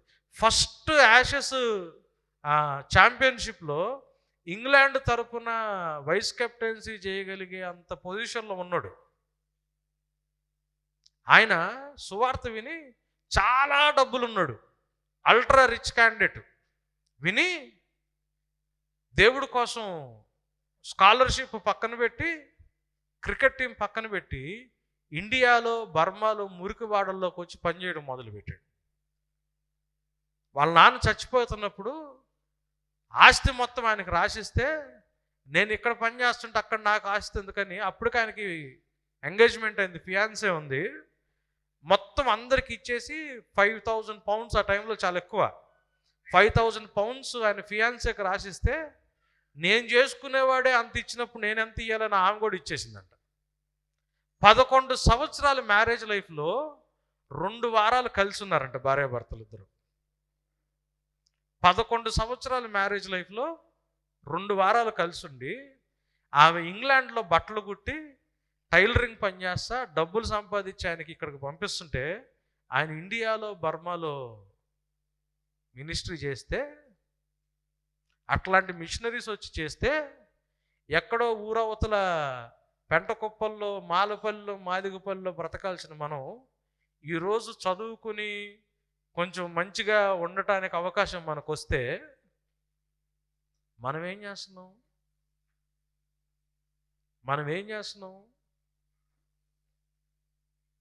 ఏం చేస్తున్నాం? క్రీస్తు ప్రభువు అని నోటితో ఒప్పుకుంటేనే రక్షణ. ఒప్పుకున్నారా? సిలువెత్తుకుని వెంబడించాలా. నీ పొరుగువాడు ఎక్కడున్నాడో అవసరతలో ఉన్నవాడిని వెతుక్కుంటాను వెళ్ళి వాడి కోసం ప్రాణము పెట్టాలా. ఇది క్రైస్తవ జీవితం. క్రీస్తు ప్రభువుగా ఒప్పుకోకపోతే రక్షణ మాత్రం రాదు. మీరు వెలుగు సంబంధులా? దేవుడు రెండవ రాకడ మీరు అర్థం చేసుకోవచ్చు. వెలుగు సంబంధులు కారా? వెలుగు సంబంధులు అంటే నీ పొరుగువాడిని వెతుక్కుంటూ వెళ్ళావా, నువ్వు వెలుగు సంబంధి. వెలుగు సంబంధులు కారా? దొంగవలే ఆ దినం ఒకరోజు నీ దగ్గరికి వస్తుంది. అప్పుడు దేవుని ముందు మాత్రం దోషిగా నిలబడాల్సిన పరిస్థితి వస్తుంది. రెండవ రాకడ నుంచి తప్పించుకోవాలంటే రక్షణ ఒక్కటే మార్గం. కానీ రక్షణ మనం అనుకున్నట్టు యేసు ప్రభువుని నమ్ముకుంటే కాదు. కాస్ట్లీ అఫేర్, ఖర్చు అవుద్ది. నేను ఎక్కువ టైం తీసుకున్నా, క్షమించండి, ముగిచేద్దాం. ఖర్చు అవుద్ది. నేను ఇప్పుడు ఆల్టర్ కాల్ కూడా ఇవ్వను. ఆల్టర్ కాల్ ఇస్తే అబ్రహాంను అప్పటికప్పుడే చంపేయమన్నట్టు. వద్దు, ఆల్టర్ కాల్ కూడా వద్దు. ఆలోచించుకోండి. మీరు అట్లా జీవితాలు సమర్పించడానికైతే ఇక్కడుండి మీకు లాభం. లేకపోతే ఇప్పుడు టైం వేస్ట్, రేపు పొద్దున తిరుగు సింహాసనం తర్వాత కూడా టైం వేస్ట్. కానీ యేసుని ప్రభువుగా అంగీకరించి వెలుగు సంబంధులుగా పొరుగువారు ఎవరో తెలుసుకుని మీరు కూడా సిలువనెత్తుకుని దేవుడి కోసం ప్రాణం పెట్టడానికి ఇష్టపడుతున్నారా? అప్పుడు మీరు రెండవ రాకడ నుంచి చక్కగా కాస్ట్లీ ఖర్చు అవుద్ది. ప్రవీణ్ ఖర్చు పెట్టేశాడు. ఖచ్చితంగా రేపు పొద్దున ఇక్కడ ఎంతమంది ఎన్ని అపవాదులు వేసినా దేవుడి సింహాసనం ముందు నిర్దోషిగా ఆయన ఖర్చు పెట్టడానికి ఇష్టపడ్డాడు. ఖర్చు పెట్టేశాడు. 45 years ఖర్చు పెట్టేశాడు దేవుడి కోసం. మనం ఏం ఖర్చు పెడతానికి రెడీగా ఉన్నాం దేవుడి కోసం? గ్రహం స్టెయిన్స్ గారు కుటుంబం మొత్తం ఖర్చు పెట్టేశాడు. ఏం ఖర్చు పెడతానికి రెడీగా ఉన్నాం దేవుడి కోసం? ఏముంది మీ దగ్గర? ఒంట్లో బలం ఉందా? టాలెంట్స్ ఉన్నాయా? తెలివి ఉందా? చదువు ఉందా? ఏముంది మీ దగ్గర ఖర్చు పెడతానికి దేవుడి దగ్గర? ఏముంది నష్టపోవడానికి దేవుడి దగ్గర? నష్టపోవడానికి ఇష్టపడకపోతే రక్షణకి సూచన కాదు.